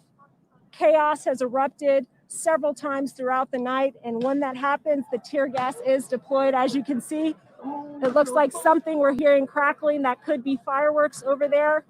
We don't know, we can't see, but as you can see, crowds are running, and that has happened throughout the evening. Every few minutes, something happens and chaos erupts. It is not safe out here. You don't know what's going on, and that's when things can escalate quickly. So again, we will continue to monitor the situation out here. Let's send it back to you guys. Ayana, before we let you go, can the two women, the protesters that are on the ground, if they are willing to talk to you, can you ask them, are they willing to go home now? That is what the mayor of Atlanta wants them to do. Excuse me, ma'am. Why are you out here today? Oh, wait a minute. I'm shy. We're out here for brothers and sisters, all our fallen people. Yeah, man. We are showing support to everybody who has dealt with police brutality. Latinos and browns and black, white, we here for one reason: police brutality got to stop today, or there's not going to be any peace tomorrow. And again, we've seen all races out here tonight. It is not just black people out here protesting. We have seen all races out here from where we are right next to Centennial Olympic Park. We've seen all people out here, but they aren't going home. I have talked to people about the mayor's message to go home because this is not productive or effective, and they're not getting their voice heard with this violence and destruction. But they want to stay out here. I've heard people pledging to these people, please go home. They don't want anybody to get hurt because as things continue to escalate, you don't know what can happen in these situations, but they are not leaving and they are not going home, unfortunately. So we don't know how long this will last tonight. Well, Ayana, I heard you say that things are not safe out there. I would like you to please find a place where you could feel at least safe, safer than you do right now, please, as you continue to do your reporting. We appreciate it. Yasmina Alston is out by the College Football Hall of Fame, right on Centennial Olympic Park. This is such a great tourist destination. I know family members of mine who have come to visit here in Atlanta have made sure to stop by this building to see the College Football Hall of Fame. Tonight, it looks very, very different, Yasmina. Yeah, I mean, this entire area looks completely different. Just to kind of give you a recap of what's happened maybe in the last 30 minutes or so, Atlanta Fire, they did come on scene. The Clayton County Sheriff's Office is now here. We're not too far from where Brittany was earlier for her live hit where those cars were on fire, and they are working to get that fire out. Now, to the Hall of Fame, that's right here behind us. If we walk over this way, you can actually see where all of the windows here at the ticket booth, something was just thrown through those windows, and all of that glass is broken. Graffiti all over. If you look Over this way right here, you can see that graffiti that was written onto the wall over here. Right here, we see every riot is a rush. You can see where they did that graffiti. Then over here, I mean, just incredible images of where all of the glass was broken out of the Hall of Fame. Like you said, a tourist destination. So many people come here to see and to visit this, and all of that has just been destroyed. I mean, just truly incredible images. That glass is all over the ground here. Earlier on, people were actually jumping through some of the windows and just caused destruction inside. You can see knocked over, everything was just thrown onto the ground. There are clothes hangers that are out here on the ground. And then you can see those bricks that I'm assuming were used to bust all of these windows out. I'm not even sure where those bricks might have come from. Then if you look right in here, you can see everything was just thrown down inside. I mean, it's just an absolute mess here. Really incredible images of what we saw. And now really is the calm after what we saw maybe an hour ago when those crowds were just in the street. I told you earlier when we were standing on the opposite side of the Hall of Fame, there was just a crowd of people that told us they didn't want us to be here. They told us to leave. They told us they didn't want to be on camera. They really were coming after us and telling us to get out of there. And at that time, there was no police presence in this area. That's when Atlanta police, they set up down this way and then moved down Marietta here and got everyone out. So at this point, it's really us and law enforcement and maybe a few bystanders who are just looking at these incredible images that we're seeing out here. Yasmina, the buildings that had the destruction and the windows broken out of, there were also reports that they were also looted as well. And we're in the midst of a pandemic. Many of these businesses have been closed, struggling to reopen and possibly struggling to stay open because of concerns with the economy. They may not ever come back, and that's a real concern. Did you see looting when you were out there, or did you hear the reports of it as well? Yeah, Sean, we also heard those reports. By the time we got to the scene, everyone was just sort of in the street, but all of that damage was already done. And like you said, it's going to be really hard for some of these businesses to rebuild from that. I mean, we saw the Starbucks over right across the street, if we can show that. I know Brittany showed that scene earlier as well. That Starbucks was completely destroyed. And then everything here from the Hall of Fame, that's going to take a while to rebuild and to just get all of this mess cleaned up. Yasmina, thanks very much. We are getting some word. I'm looking at social media right now that shows that police have set up barricades around Lenox Mall in Buckhead, where they are anticipating perhaps that some of the demonstrators from downtown may head to next to the Buckhead area. And so there is quite a police presence. If you're in Buckhead or nearby, you will see the police there setting up barricades, trying to discourage anyone from coming by. There has, of course, been some violence near Lenox Mall over the last several months, shootings and altercations in the parking lot. So, of course, there will be a police presence there to try to prevent any violence from taking place there tonight.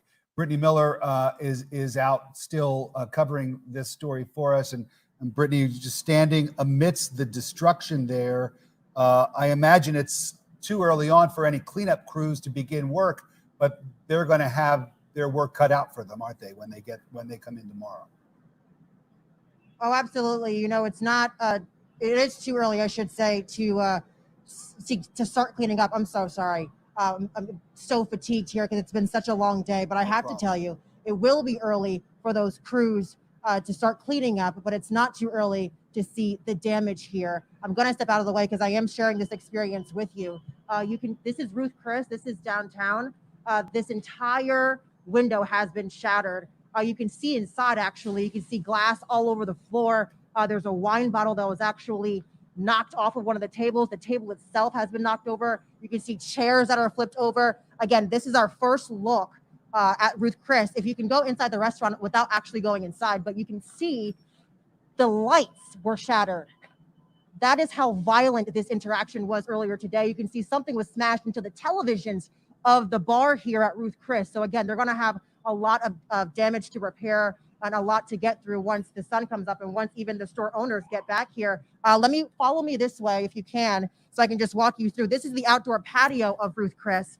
You can see some of these chairs actually were by that charred car. So they took these chairs, threw them over the banister. And if you walk over here, look at this patio. We are looking at this damage for the first time live. This is my first time seeing it. All of these chairs flipped over. You can see tables have been broken here. I don't want to trip. These tables have been broken here. Glass everywhere on chair after chair after table after chair. This entire patio has been destroyed. We actually saw some of these chairs on the street, which means they took them and not only smashed the glass here, but also threw them over the banister. So again, as the sun comes up, we're gonna get to see a lot of this damage. There's so much that happened once the sun went down, but it's just incredible. These images are incredible to see just how extensive this damage was. And if you wanna go back in, Lawrence, look at this, the table, a dinner table, flipped completely on its side there. It looks like a candle. Hopefully that's electric, that's resting on the chair there. But this is unlike anything I've seen before. I know a lot of our journalists have been saying that all day, but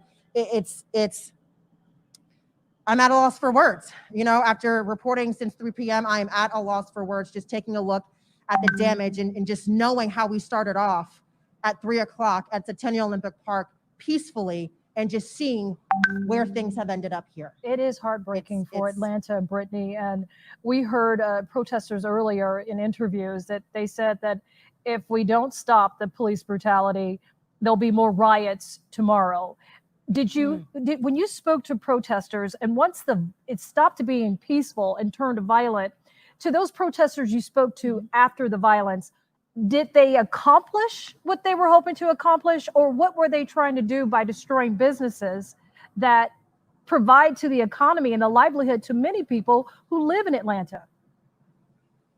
I have to be honest with you, Sean. I spoke to a lot of protesters before the violence. Once the violence broke out, it wasn't safe to talk to any protesters. So if I did talk to them, it was, you know, what happened? Why are we running? I didn't have a chance to have any conversations just because it was such an unsafe situation at that point. So I can't really speak to why they did this or what they were thinking, or even if there's going to be more riots in the future, just because after that violence started in front of the CNN Center, that live coverage, if you remember it, when we saw the CNN Center being vandalized and we saw patrol cars being vandalized and glass windows busted, I didn't have a chance to talk to protesters because we were spending a lot of time running. As you remember, one of our photojournalists even got injured in that. So we were just trying to stay safe at that point. And I didn't have a chance to speak to any protesters at that time. Brittany, before we let you go, you have seen a lot of damage in that area besides Ruth Chris. Give us a composite of how many buildings you physically saw that are just literally no way they're going to be open for business. If you know the layout of downtown Atlanta, you have Marietta Street, which really runs through most of downtown, and then you have side streets like Centennial Olympic Park, which was with the main intersection. If you go from the CNN Center, I can tell you the CNN Center is vandalized, Omni Hotel is vandalized, McCormick and Schmick, the restaurant is vandalized, the National College Football Hall of Fame is vandalized, Starbucks on the corner next to it is vandalized, and now here, Ruth Chris is vandalized. And that's just the short distance that I've walked in the past few hours, and that's not that far. So who knows what lies beneath or what lies beyond this. And of course, we'll see that tomorrow morning or even in the next few hours when the sun comes up. All right, Britt, thank you. And the CNN building, of course, CNN Center, also severely damaged. You know, we've heard from leaders who have been encouraging the protesters to go home and to stop it with this nonsense. If you're angry, go register and go vote. We heard that from Killer Mike. He said that Atlanta is, if we lose our city, what do we have left? He was passionate about his plea. He's from here. He's a native. He said, don't ruin our city. We're losing the message of what you're trying to get across when you destroy your own city. And he really stressed the fact that if you don't go vote, if you don't get involved on the political side of this, really all of this, what you've done, is in vain. Well, just within the last 5 minutes, President Trump going on Twitter, and his tweet is simple but confusing, I think. It says, time for a change, 2020. You don't normally hear a sitting politician who's running for re-election talk about the need for change, but here is President Trump saying it's time for a change, watching the events unfolding here in Atlanta and around the country tonight, and admitting that perhaps change is what's needed. And so maybe that is the message that these protesters will eventually walk away with, that there is the need for change. And we have a primary election coming up on June the 9th, less than 2 weeks away. We also have a general election, including President of the United States running for re-election this coming November.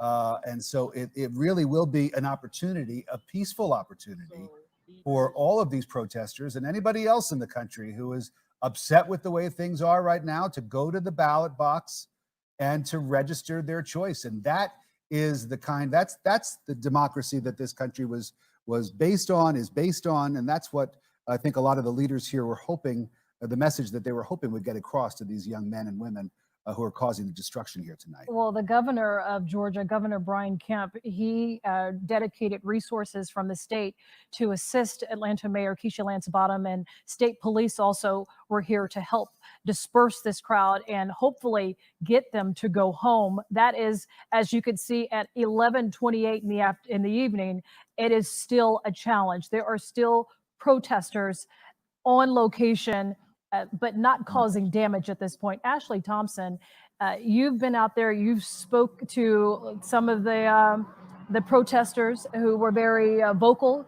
Once you told them that T.I. and Killer Mike was saying go home, their response to you was, "I'm not going." That's right. And take a look at the billboard right now. If you love Atlanta, please go home. That just up in the last 30 minutes or so, they put that message up. And the tactics and the methods that law enforcement is using over here at Centennial Olympic Park is working. Take a look at where we are, this intersection about a block away from where Brittany is. The crowds have really thinned out. You can see Clayton County, the sheriff's deputies have now made their way over here, and law enforcement has been pushing these crowds back for the last several hours. It is working. I mean, just take a look down Marietta. Earlier, maybe an hour ago, we saw hundreds of people over there. Now, maybe a few dozen we're seeing. It looks like these tactics are truly working. Law enforcement really trying to keep us in this corner over here. They say that some of these demonstrators like cameras, so we are trying to be respectful. But you can see the amount of litter on the ground. I mean, really, this looks like a war zone over here. And of course, we're over here on Centennial Olympic Park Drive where those police cruisers were set on fire. But as you can see, law enforcement is pushing these crowds back, and the crowds are thinning. Now, of course, it is getting closer to midnight. Maybe some people just want to go home. It's getting late. But their tactics do appear to be working, and these crowds are thinning. There are less and less people out here. I know I heard Brittany earlier say the same was true for the next intersection when the Clayton County Sheriff's Office was over there. They are now over here aiding Atlanta police officers and their SWAT department, really just trying to get these people out of here. Sean, Rick? Ashley, we are watching this situation develop as police are trying to get a hold on what is trying to get the rest of the remnant of this protesting crowd to break up. It looks like there is a little bit of some activity going there between police and the protesters. They want them to go home. But Rick, you had mentioned earlier that there was a warning from Atlanta Police Department that they have set up barricades outside of Lenox Square Mall. Apparently, the fear is that some of these protesters that are being pushed out of downtown Atlanta are now headed to Buckhead. And there are concerns at this hour that Lenox Mall may be the next target. Well, you know, Lenox Mall, of course, has been the site of some violence over the last several months. And there has been some chatter online that the police are aware of, where some of the people involved in these protests today have suggested on social media that perhaps Lenox Mall and Buckhead area, that is where they want to head to next. And so we know that we've been following the reports that barricades have been set up around the mall, that there is a heavy police presence around the mall right now to try to protect the stores that are there. But there are also reports that there is some looting nearby mall stores, either in the mall or near Lenox Mall, where some protesters have been able to break through the windows and get inside some of the businesses in that area in Buckhead. And so, you know, if this is something that escalates, that sort of moves from one part of town to another part of town, you know, that is going to be sort of taking this to a whole nother level We have Chopper 46 headed toward that direction. There are some concerns that there may have been a possible breach at Lenox Mall at this hour. Again, as you mentioned earlier, Rick, there are barricades set up there. The police are aware of the situation, but this violent outburst of what started as a peaceful protest and then was hijacked by several pockets of protesters who have used it as an opportunity to deface, destroy, and loot businesses in Atlanta, have now pushed outside of Atlanta and are now going toward Buckhead. We have Chopper 46 en route to Lenox Mall. We'll bring those pictures up to you as soon as possible. But as you can see from the images here, Atlanta police have used great restraint to and have arrested very few people to keep this as peaceful as possible. They just want you to go home. The mayor reinforced that message. She brought in the daughter of Martin Luther King Jr. She advocated and condemned what happened here and said the only way to get your message across about the injustice that African-American men are facing in the judicial system and with police is non-violent protest. We did not see this here tonight. It has been shameful for the city of Atlanta, heartbreaking for natives. Our reporter Haley Mason almost broke down in tears on TV because of the pain to see the city that she loves so much share these images that are gut-wrenching. But this is not just happening here in Atlanta. No, it's not. It's happening in our nation's capital. It's happening in New York City. It's happening in Louisville, Kentucky. And of course, it's happening in Minneapolis, Minnesota, the site of that terrible, terrible killing of George Floyd at the hands of police officers. Derek Chauvin arrested and charged with third-degree murder today, third-degree murder and manslaughter. A lot of the protesters saying that they will not stop their protests until the other officers involved in that arrest are also charged. Ayanna Crystal has been out near the site of some of the most violent protesting, and we see that that is still going on right now. Ayanna, where are you? What's going on? We're on Centennial Olympic Drive, where things have intensified in the last few minutes. People started throwing things at the Georgia State Patrol police cars, and those patrol cars left. As you can see, people are trying to destroy this APD car. They're jumping on it, punching it. Things have intensified in the last few minutes. As you can see, people are going crazy over here.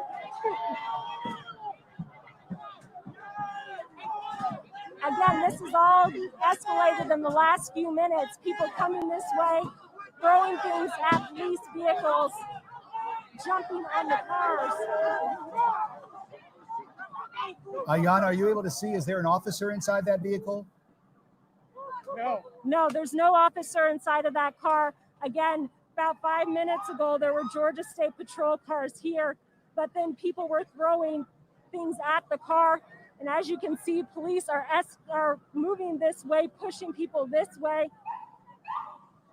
Ayanna, can you show us the damage that the police car now has, that we literally watched violent protesters throw objects to break the window?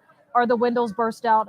You can clearly see some of the damage to at least the exterior of the car. Yeah, as you can see, all 4 windows are busted out, even the back window. People are lighting off firecrackers. They were jumping on that SUV about 5 minutes ago, punching it, kicking it. And then before that, there were Georgia State Patrol cars in front of that car until people started throwing things at those vehicles. So those officers left the scene. As you can see, the other officers are pushing the crowd this way. I don't know if is that tear gas over there? Something's going off in the middle of the street. Sure looks like it. Yeah, it looks like it could be tear gas. They just deployed 2 tear gas right here on the street, trying to get the crowd away from here. Things got violent. Things escalated very quickly. As you saw from my shot, people were jumping on the cars. The fire truck is coming down the street now. They're still throwing things in the street. You're hearing loud pops. This is getting ugly, guys. This is chaotic. This is not productive. This is not safe. And as you can see, the police are getting fed up. Ayanna, the concern here is that, you know, it almost looked promising when you see the shots from our other reporters' vantage points, because the crowd had been dispersed and it was really left up to just, you know, the owners of those companies come to clear up and start to board up their businesses. But it seems like there are still pockets that once they disperse, they recongregate again, and now they're becoming even more bold and destroying even more property. Yeah, that's exactly right, Sean. It seems like people are dispersing, but they're coming back to these pocketed areas and things are escalating. They're not going home. They're moving to different areas and continuing destruction and violence in these areas, jumping on cars. We saw that earlier in different areas of downtown, but now we're right next to Centennial Olympic Park. As you can see, they're throwing things in the middle of the road. That's possibly tear gas in the middle of the street that was just deployed. People are running. It's chaotic. It's dangerous out here, guys. This is not anywhere that people should be right now. Ayanna, we're going to let you get to a safe place. These images, as you try to position yourself away from those protesters that have been pretty violent, if you could still talk us through this, give us an idea of the businesses that are where you are located, and does it appear that they have escaped damage, or do they have damage to their windows and possibly looting too?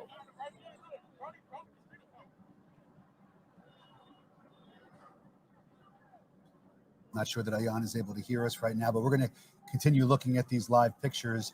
And while we look at these live images from downtown, I want to tell you what the Fulton County Sheriff's Department is tweeting out right now. Fulton County Sheriff Command staff are in the field actively engaged. The SWAT team has been called out, and the entire law enforcement division has been deployed to Lenox Square. 2 Fulton County jail buses in the city are ready to transport anyone who might be taken into custody. And so it does appear as though there are active police operations underway right now in Buckhead. And this is exactly what the police were afraid of, that perhaps some of these protesters may leave downtown after being dispersed by the police and make their way someplace else to do some more damage. Haley Mason is joining us now, and she's been out on the street bravely covering the protests tonight. Haley, set the scene for us. Tell us where you are and what you're looking at. Rick, good evening. I am in front of the Omni Hotel across from the CNN Center and inside right now of Centennial Olympic Park. Let me walk you through this. Right now, the Clayton County SWAT team is lined up alongside Atlanta police officers. They've spread out since we've been out here, and we've seen the SWAT team gear up, load out, prepared with gas masks and whatever they needed in order to maintain some order out here. I want to give you a look at why they're in this park right now. Take a look across the park. You see the 5 Olympic rings there. Look through Centennial Olympic Park. Crowds are gathering there now. We're going to walk a little bit closer. You can see this plume of smoke coming over the sky view Ferris wheel downtown Atlanta. That smoke is now setting fire to the gift shop. This fire is right behind the gift shop in Centennial Olympic Park right now. And when you see these crowds of people right now running away from that fire, this protest has now surrounded Centennial Olympic Park at this moment, as a SWAT teams now have gotten tear gas canisters. They have the zip tie handcuffs, and they also have face masks, gas masks, helmets, a lot more tactical gear than we had seen earlier in the day when police were not engaging as much until they absolutely had to. Right now, we know that these protesters are spreading out in smaller groups, but still doing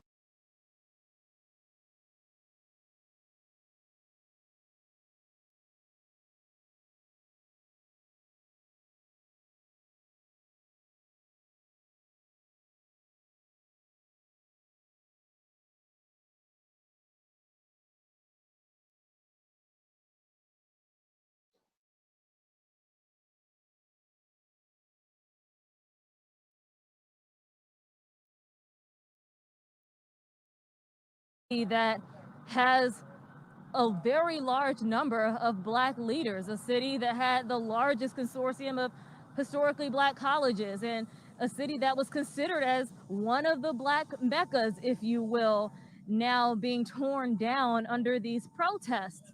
And so it's painful to watch. You understand that there is a lot of anger because of the root cause of this protest. But again, a lot of devastation here tonight, and we're only beginning to see the scope of the damage as protests continue on here through downtown Atlanta and spreading out apparently through Buckhead, Rick. Haley, the concern though is that if the building, the gift shop at the Centennial Park, their gift shop is on fire, do you see any fire officials or a fire truck that's nearby to put that out? Or does it have the potential to spread? We'll take you around this tree here, Sean, and we don't see a fire truck. I'll tell you, there have been about 4 or 5 fires that have come up behind us since we've been waiting to go on air, and some of them have just been they just burned out on their own. It looks like this one is getting smaller, so there may be a fire crew behind this gift shop that has been vandalized, but right now the best image I have is this plume of black smoke, which signals to me the fire is still active in front of the Skyview Ferris wheel here in Centennial Olympic Park. This has only been burning about 20 minutes now. Yep, we can see that Sean. very clearly from your camera's vantage point, Haley. And we also saw inside the World Congress Center those law enforcement sort of walking around surveying the damage perhaps. And we have to really remind viewers that it was just within the last couple of weeks that building was turned into a makeshift hospital in anticipation of the need for hospital beds for COVID-19 patients. Thankfully, they have not needed to use the World Congress Center for that purpose. And there's been talk in the last week or so about possibly dismantling that hospital or leaving it up in the event of a second wave in the fall of COVID-19, which some people are concerned about. But you really have to wonder, you look at these faces on some of the protesters, you can see the anger, you can see the upset, you can see the fear. And we also, to put it into the context of COVID-19, Sean, the African-American community, the Latino community has been disproportionately affected by this pandemic. And so there really must be, I can only imagine, a lot of pent-up anger, fear, frustration, sadness, and perhaps all of it just coming to a head tonight. The tragedy, though, is that if those individuals, because we spoke with some of our reporters in the field, and from their assessment, it was about 50-50 of those individuals who were wearing masks and versus another 50% of the protesters who did not. Social distancing rules were thrown out the door with this unruly protest. And the question now is, not only are you dealing compounded with damage and pain and suffering for these local business owners, but also the damage that the city of Atlanta has to clear up and the cost of that to the city that is already bleeding from loss of revenue. But the concerns now also the possibility of spreading of COVID-19 among those who were not wearing masks. The other big story that we are following is, yes, the protesters have been dispersed, they've been pushed out of downtown Atlanta, but some have arrived to Lenox Mall in Buckhead. We have new images of some of the businesses that have been targeted, looted, broken into by presumptively some of the looters that left Atlanta and went to Lenox Mall. This is Chopper 46 hovering above Lenox Mall. And this is also some of the outlying stores at Lenox. We've learned that a cell phone store has been looted, all of the product taken out, windows burst down. There have been barricades that have been set up outside of Lenox Mall to stem this situation and possibly get these individuals who are there to leave peacefully.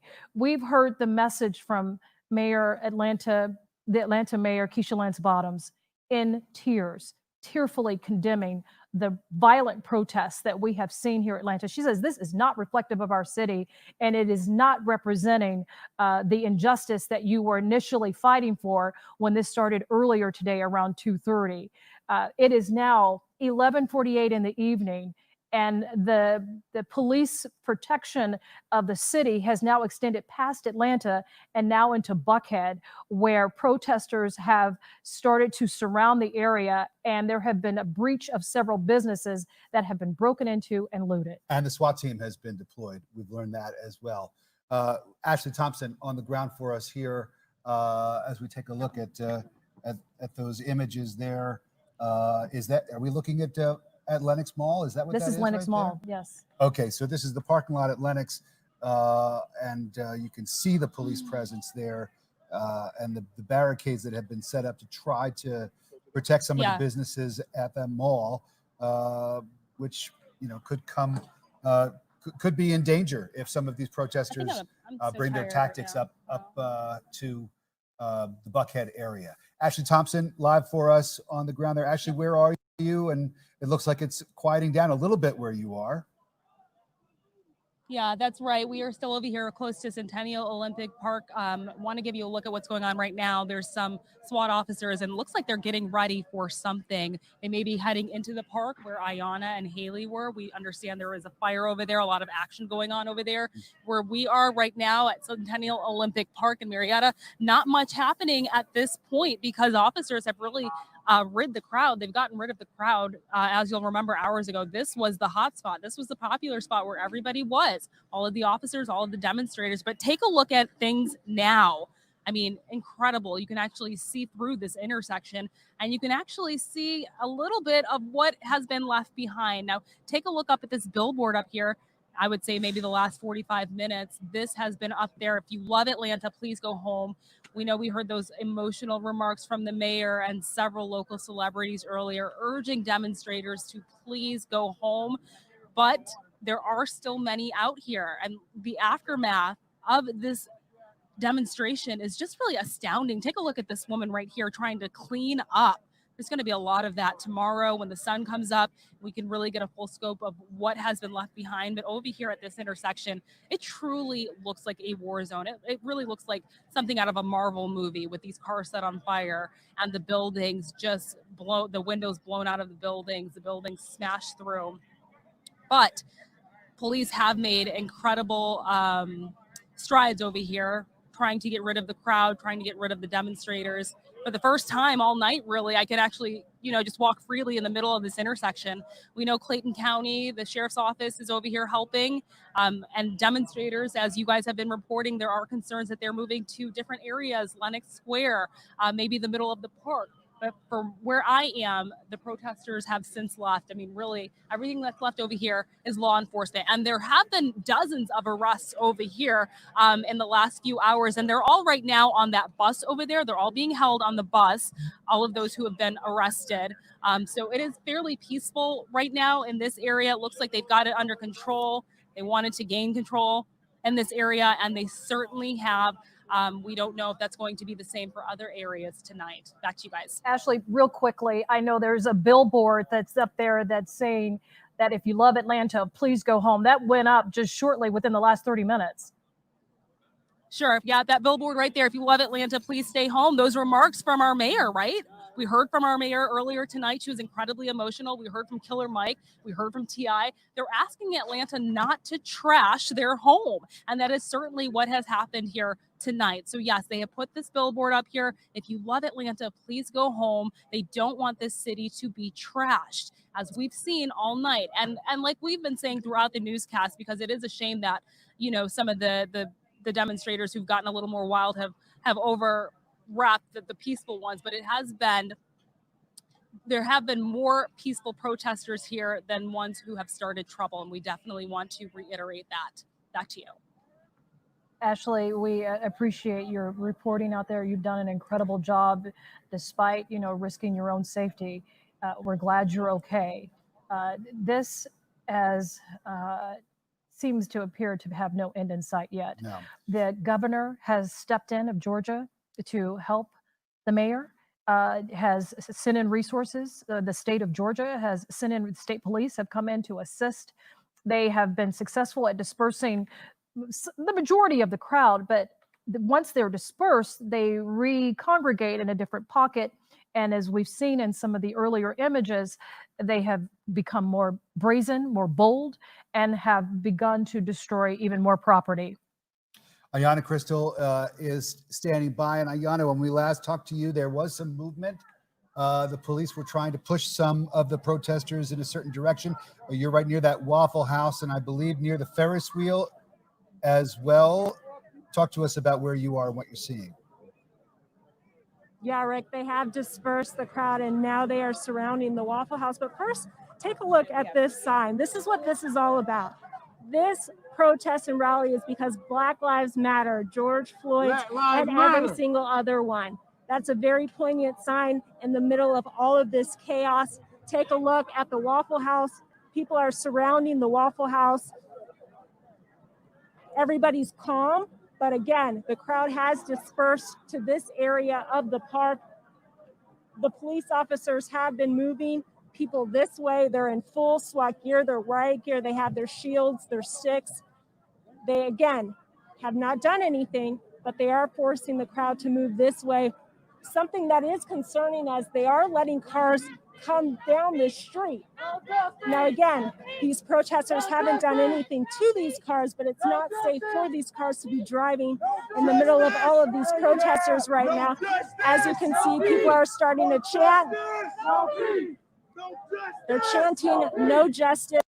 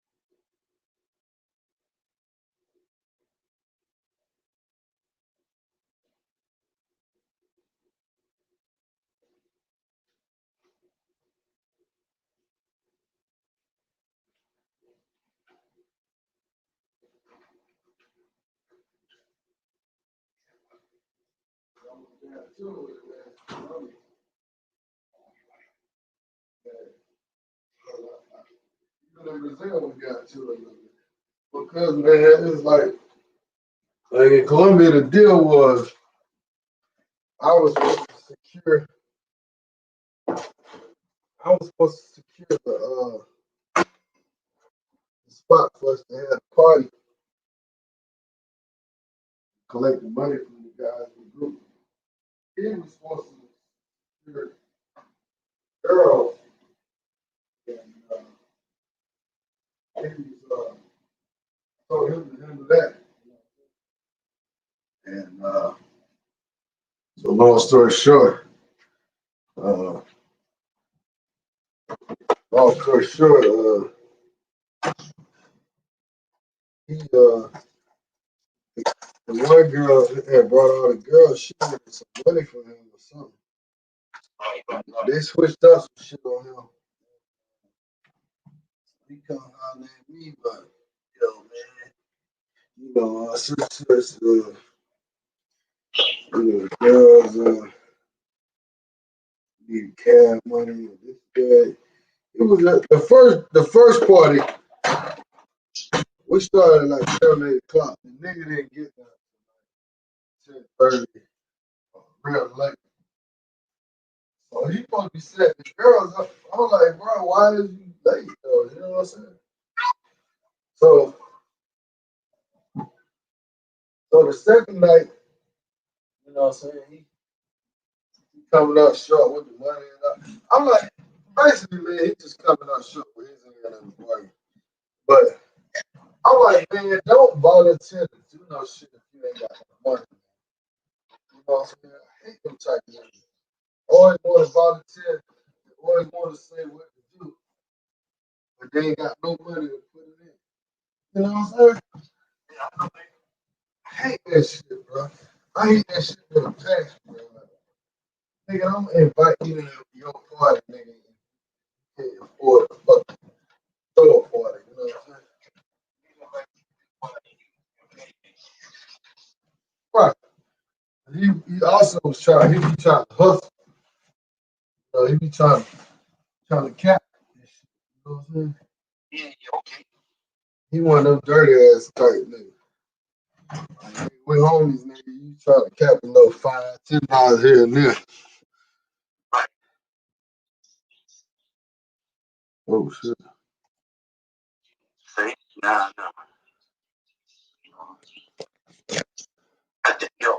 Then again, last couple of days we looking at black shit. So I think he like, nah, he don't want to go. He don't want to fuck around and have to go to YouTube jail, nigga.